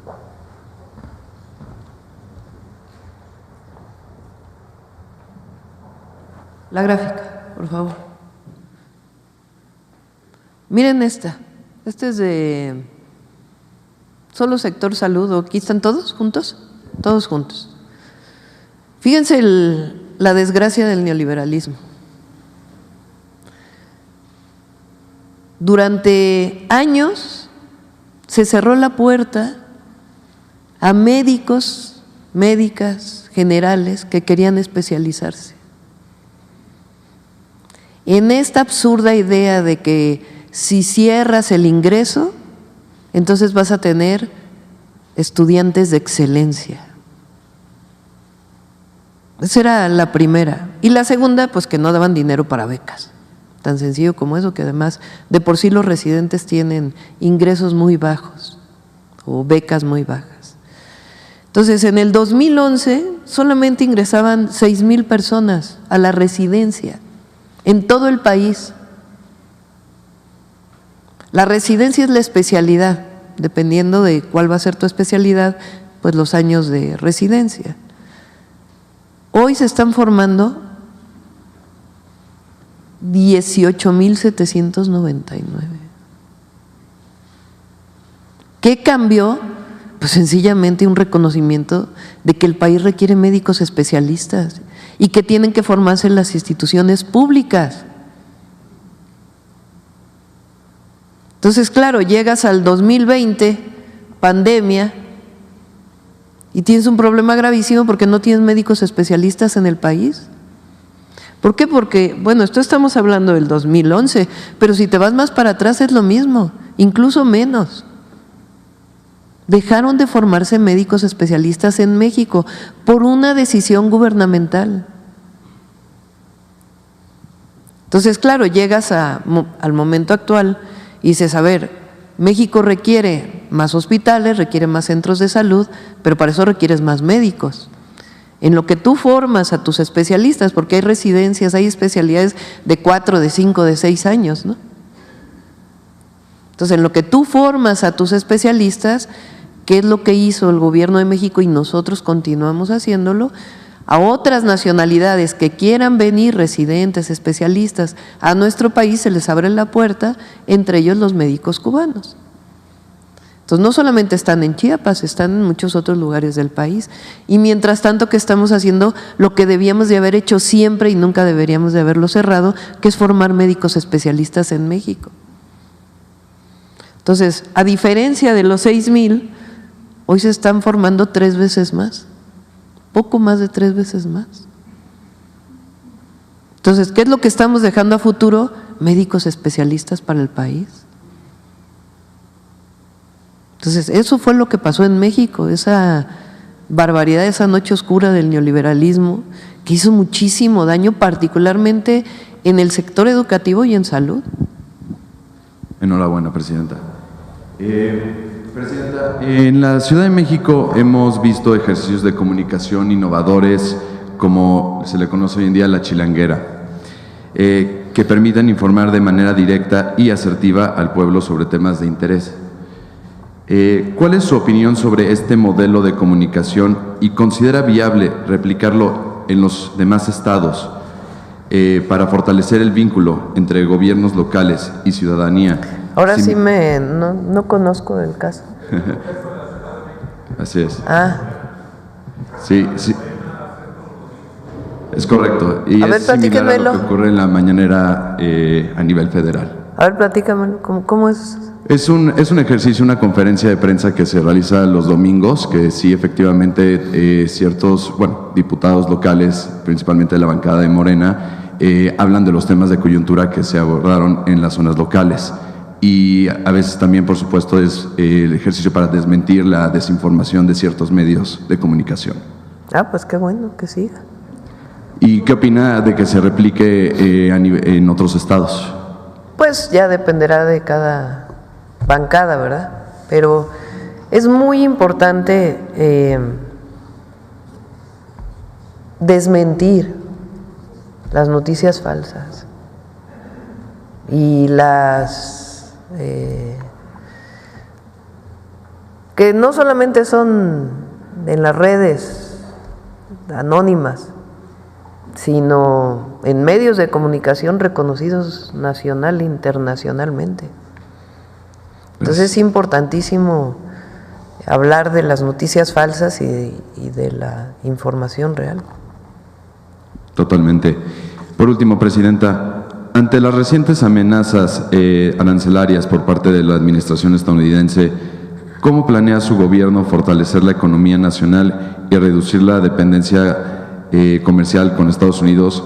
Y principal, ¿qué papel jugarán el Plan México y la campaña Hecho en México en esta estrategia? Bueno, vamos a esperar a ver los aranceles, ¿no? Todavía estamos en ese proceso de trabajo con el gobierno de los Estados Unidos. Nosotros tenemos la idea de que va a salir bien, siempre hay que ser positivos y además estamos poniendo todo para que pueda salir bien este proceso, por supuesto sin comprometer nuestros principios, que es el principio de soberanía, de no intervención, de no injerencia, que eso está por encima de todo y es nuestra responsabilidad como mexicanos y mexicanas y más como Presidenta de la República. Pero bueno, sigue ese proceso de trabajo con el gobierno de los Estados Unidos y nosotros desde antes inclusive planteamos este proyecto, este programa, este plan que se llama el Plan México, que tiene el objetivo de aumentar la producción nacional de bienes y servicios también. Muchos de los productos que se importan hoy de Asia principalmente o de países asiáticos sabemos que se pueden producir en México. Más, históricamente se produjeron en México. Les voy a poner un caso, la industria textil. La industria textil muy importante en nuestro país, en la zona del Bajío, Guanajuato, Querétaro, Jalisco, una parte, que se fue de muchas empresas, incluso familiares, que viven todavía de eso, pero que ha ido cayendo el mercado por la entrada de productos de otros lugares del mundo. Y nosotros no queremos que caiga, queremos que se siga produciendo en México. Entonces son estrategias que permiten vincular cadenas de valor. A ver, estás produciendo algo que necesita un textil. Entonces, ¿por qué empezaste a comprar textiles de fuera y no los compras en México? ¿Cómo hacemos para que vuelva a conectarse esa cadena de valor? Eso es el Plan México. Entonces tiene que ver con incentivos, tiene que ver con el impulso a la economía nacional y por eso es la recuperación del sello Hecho en México, que hoy tiene el secretario de Economía un evento para el relanzamiento del sello Lo Hecho en México. Hecho en México. Pues también es parte de esta campañita. Sí. Muchas gracias, Presidenta.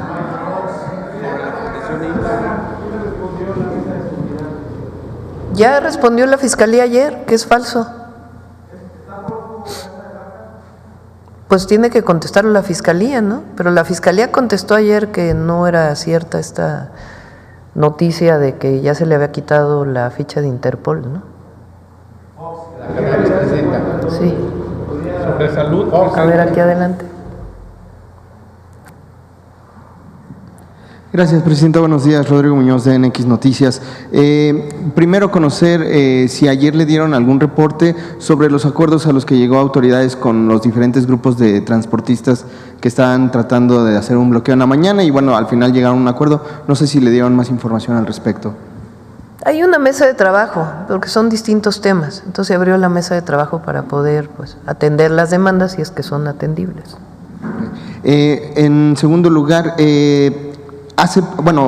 recién sacó un reportaje la BBC y dentro de él, en una encuesta de la Universidad de Wisconsin, hablan sobre que incluso en Estados Unidos el 70%, o bueno, 7 de cada 10 estadounidenses rechazan el cambio de nombre del Golfo de México al Golfo de América.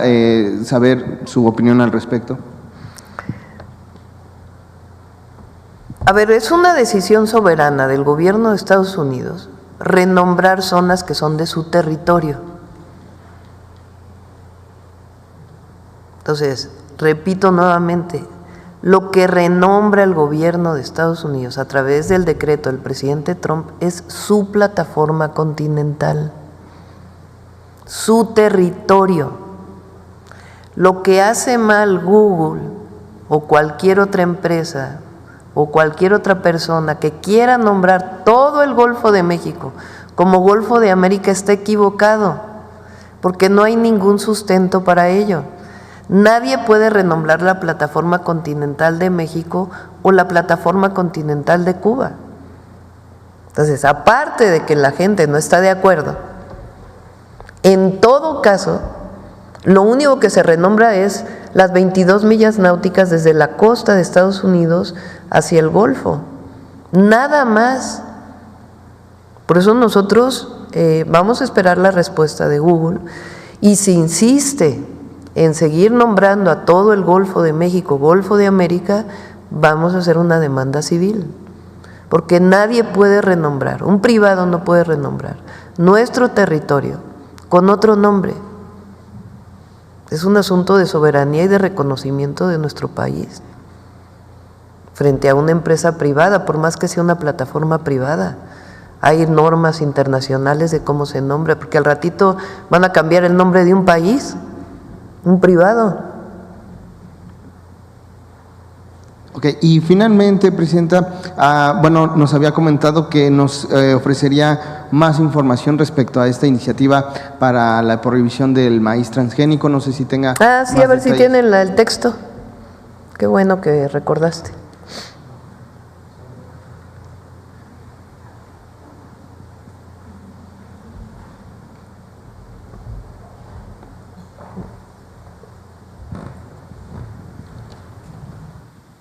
El texto quedaría así, ya como un acuerdo, es: México es centro de origen y diversidad del maíz, que es un elemento de identidad nacional, alimento básico del pueblo de México y la base de la existencia de los pueblos indígenas y afromexicanos. Su cultivo en el territorio nacional debe ser libre de modificaciones genéticas producidas con técnicas que superen las barreras naturales de la reproducción o la recombinación, como las transgénicas. Todo otro uso del maíz genéticamente modificado debe ser evaluado en los términos de las disposiciones legales para quedar libre de amenazas para la bioseguridad, la salud y el patrimonio biocultural de México y su población. Debe priorizarse la protección de la biodiversidad, la soberanía alimentaria, su manejo agroecológico, promoviendo la investigación científica, humanística, la innovación y los conocimientos tradicionales. Así quedará, tienen que aprobarlo porque es reforma constitucional, diputados, senadores, las 2/3 partes y los congresos locales. Y en este marco de los diferentes apoyos al campo de Cosechando Soberanía, ¿habrá algún tipo de incentivo también para los campesinos, trabajadores del campo, justo para que pues haya una mayor producción de maíz nacional? Los apoyos al campo son producción para el bienestar, que ya está en la Constitución, fertilizantes gratuitos, que ya está en la Constitución, y todos van para pequeños propietarios, para campesinos, para ejidatarios. Está el programa que estamos haciendo ahora de aumento de la producción del frijol, particularmente en Zacatecas, Durango y Nayarit, que tiene que ver con el mejoramiento de semillas y dar semillas, no son transgénicas, el mejoramiento a través de técnicas tradicionales. Y el objetivo es aumentar en los 6 años 300,000 toneladas, que es lo que importamos ahora. Y por otro lado, el nuevo programa que estamos impulsando se llama Cosechando Soberanía. Ese programa incluye, bueno, y aparte está precios de garantía, por supuesto. El programa Cosechando Soberanía tiene que ver con un nuevo mecanismo de financiamiento para el campo, para pequeños y medianos productores, con tasas bajas y con coberturas que permitan acceder tanto a agricultura como a pesca, que puedan acceder a créditos. Eso lo estamos haciendo con FIRA. FIRA es un fideicomiso que tiene Banco de México, que tiene muchos años, pero tiene tasas de interés hoy que son de 18% anual, que para muchos pues es imposible. Entonces lo que queremos es bajar esa tasa de manera importante. Gracias, presidenta. Sí. Bueno, ¿quién más acá? Gracias, presidenta. Buenos días y por supuesto también a los funcionarios que aquí nos acompañan. Soy Marco Antonio Olvera del periódico digital Hidalgo News y del canal de YouTube México News World. Presidenta, le tengo 2 preguntas sobre el tema de salud. Ayer la COFEPRIS alertó sobre la comercialización ilegal de productos elaborados con CBD, extracto de cáñamo y aceite de hemp, realizada por diversas empresas. Entre estas se encuentra Paradise, la cual está ligada al expresidente Vicente Fox. Ahorita que está aquí el secretario de Salud y obviamente usted preguntarle si habrá una sanción para esta empresa que está relacionada con Vicente Fox. Bueno, pues ahora ya no cobra la pensión que tenía multimillonaria mensual. Y ¿qué implica que se utilicen estos productos en comercializar, por ejemplo, alimentos, productos de confitería, suplementos alimenticios, cosméticos, así como bebidas que manifiestan contener ingredientes con CBD, extracto de cáñamo o aceite de hemp? ¿Qué implica para la salud, doctor? Y, por supuesto, presidenta, si habrá una sanción para esta empresa de Fox. La primera pregunta. Bueno, yo no sé de la sanción a la empresa, pero lo que sí le puedo comentar es que COFEPRIS está tratando de diferenciar 2 cosas muy importantes. Uno es el aspecto lúdico del uso de cannabis y el otro tiene que ver con el aspecto medicinal que tiene cannabis. En ambos casos, lo que COFEPRIS decida va a tener que ser subido después a la Cámara de Diputados y de Senadores para su análisis.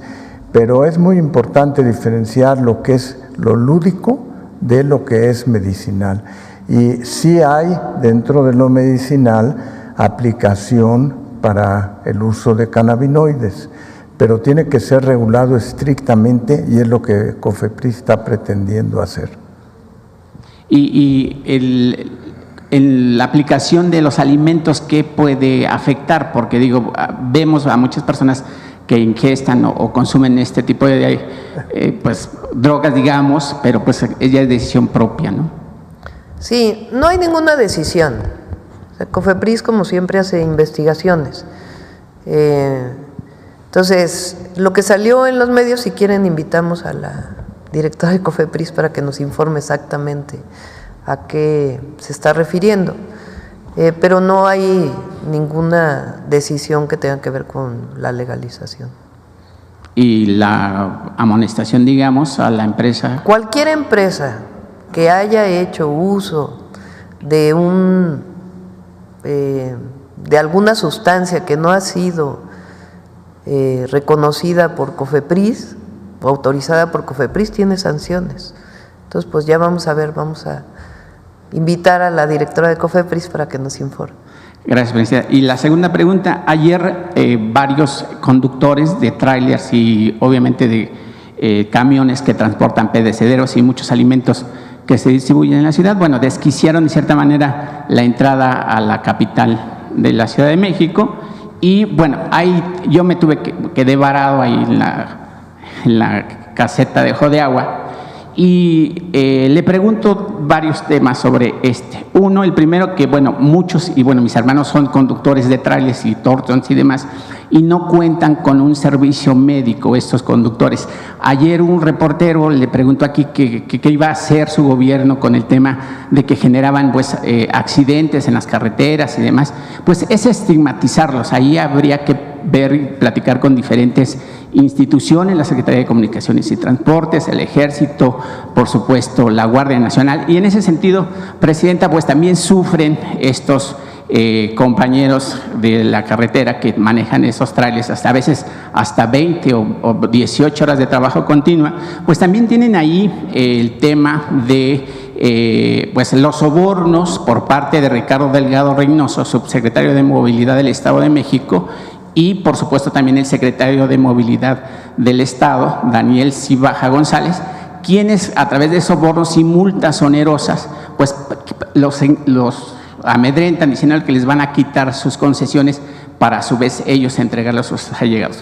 Presidenta, ¿cómo ayudar a este gremio que finalmente genera un gran porcentaje del Producto Interno Bruto de este país? Porque ellos son los que nos traen los alimentos a las grandes ciudades, son los que llevan pues los animales que se van a los rastros, los cerdos, las vacas, los pollos y todo esto.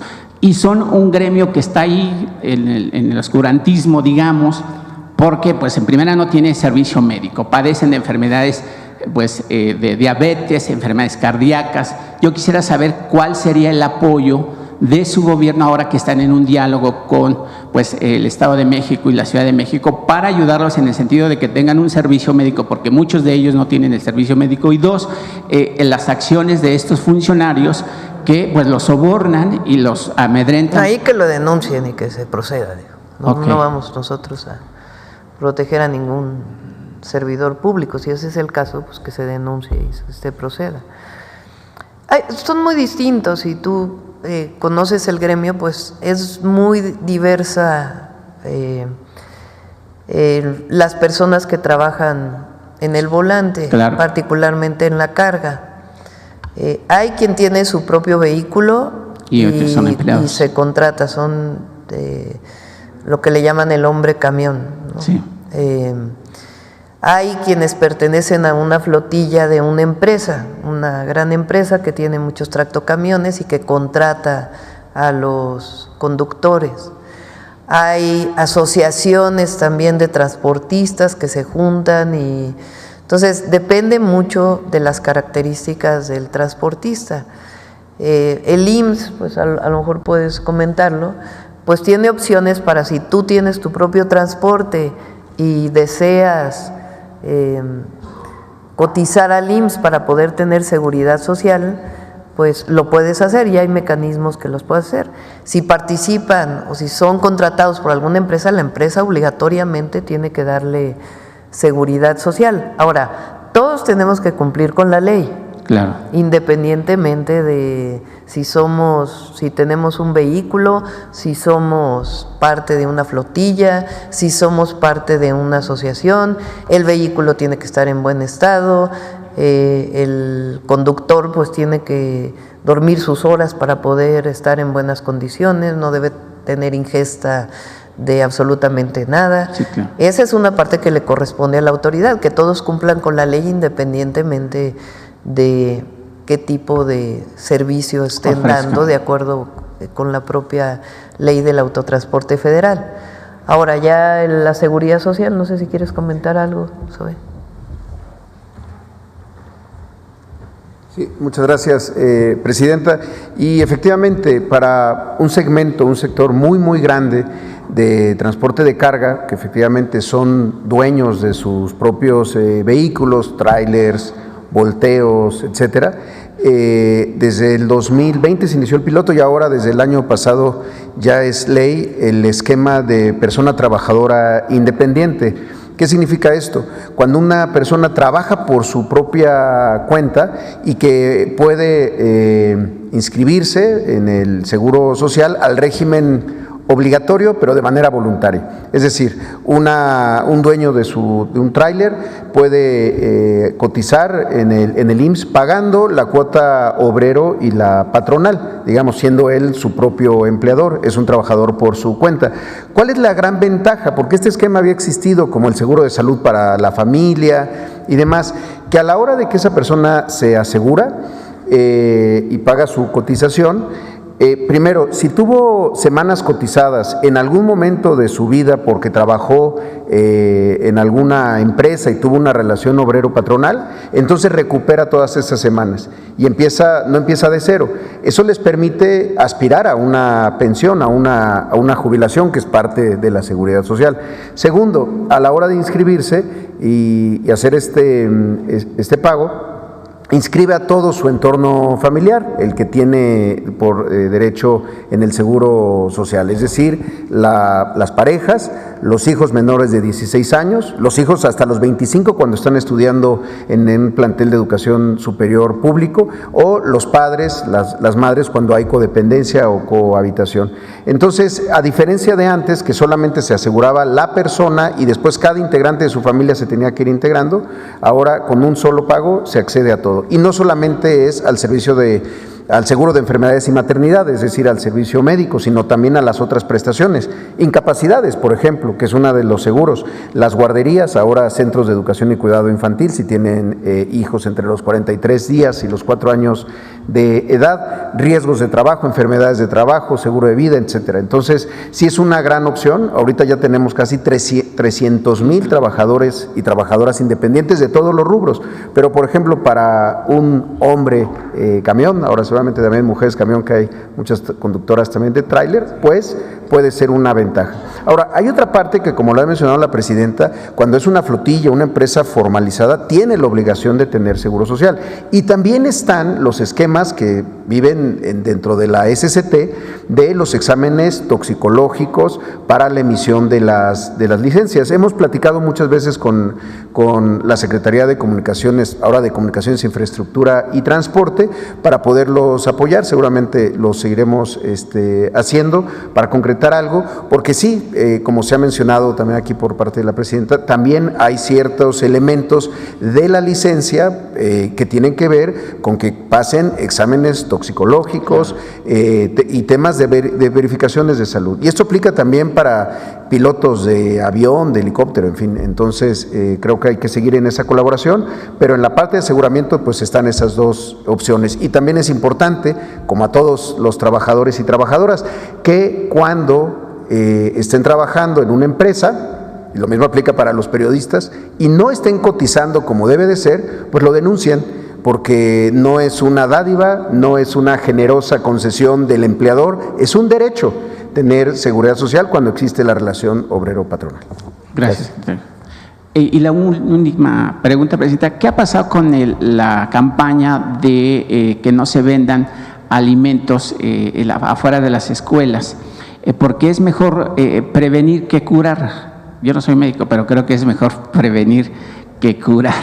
Y en ese sentido, la provincia, presidenta, en las provincias, y usted lo sabe perfecto, ahora que está haciendo las giras los fines de semana, en las provincias es donde se encuentra el caldo de cultivo de la cultura de este país, en todos los aspectos, en la economía baja, en la cuestión campesina, en la violencia que viven hombres y mujeres, y sobre todo los niños que a las afueras de las escuelas primarias y secundarias, pues siguen vendiendo ahí sus chetos y cosas ahí que son prácticamente plásticos, en lugar de pues ingestar otro tipo de alimento. ¿Qué ha pasado con esa campaña y si su gobierno va a reforzar esta campaña, que es importantísima, ya que pues México ocupa, si no me equivoco, pues ya rebasamos hasta los Estados Unidos en obesidad?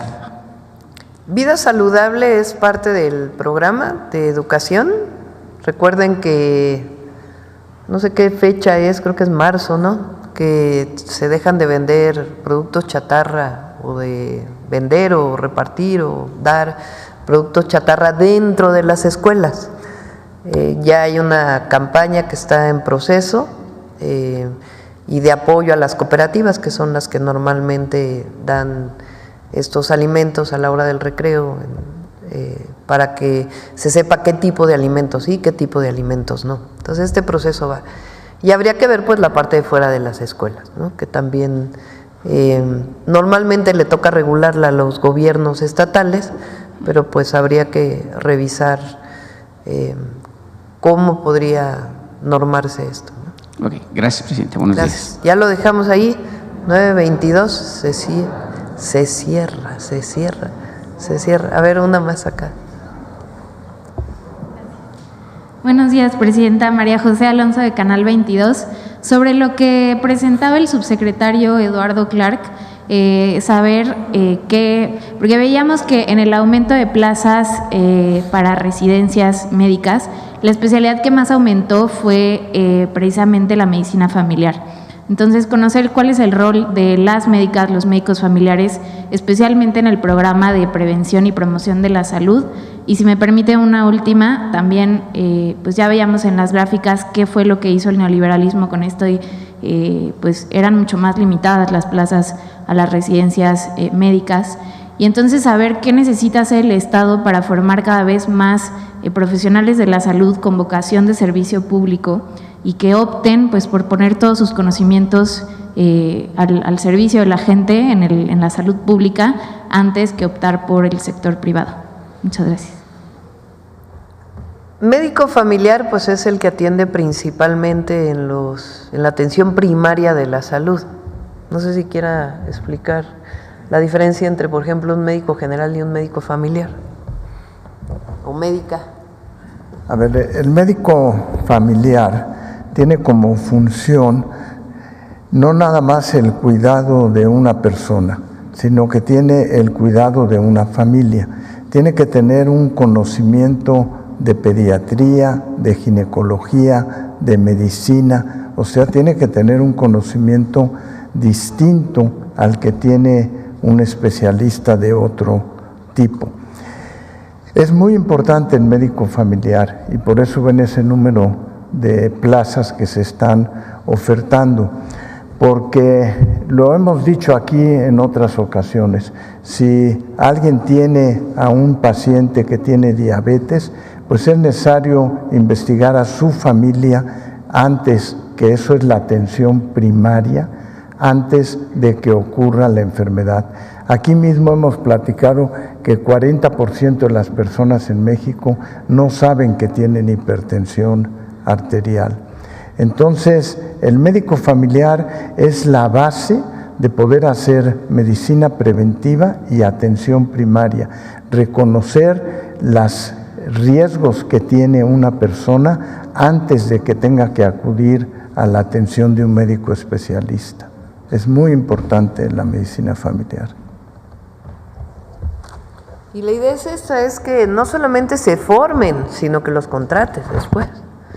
Porque nuestro objetivo pues es tener un sistema de salud robusto, desde la atención primaria hasta la atención de la enfermedad más compleja y que cualquier mexicano o mexicana tenga acceso desde su nacimiento, ahora sí que desde la cuna hasta la tumba, a la atención a la salud de manera gratuita y de calidad. Ese es nuestro objetivo. Entonces, el fortalecimiento de un sistema de salud pues tiene que ver con esto, también con la formación de las y los médicos y una visión de lo que tiene que ser la atención a la salud. Ahora que fui a Veracruz me dio mucho gusto porque en el camino me encontré a una de las enfermeras que están contratadas para el programa Salud Casa por Casa.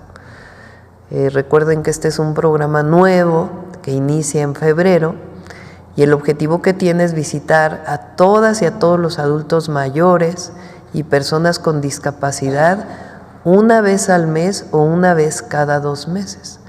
Entonces se hizo una convocatoria, se contrataron un poco más de 22,000 trabajadores y trabajadoras de la salud que ya están yendo casa por casa y están en contacto con la Secretaría de Salud para que puedan justamente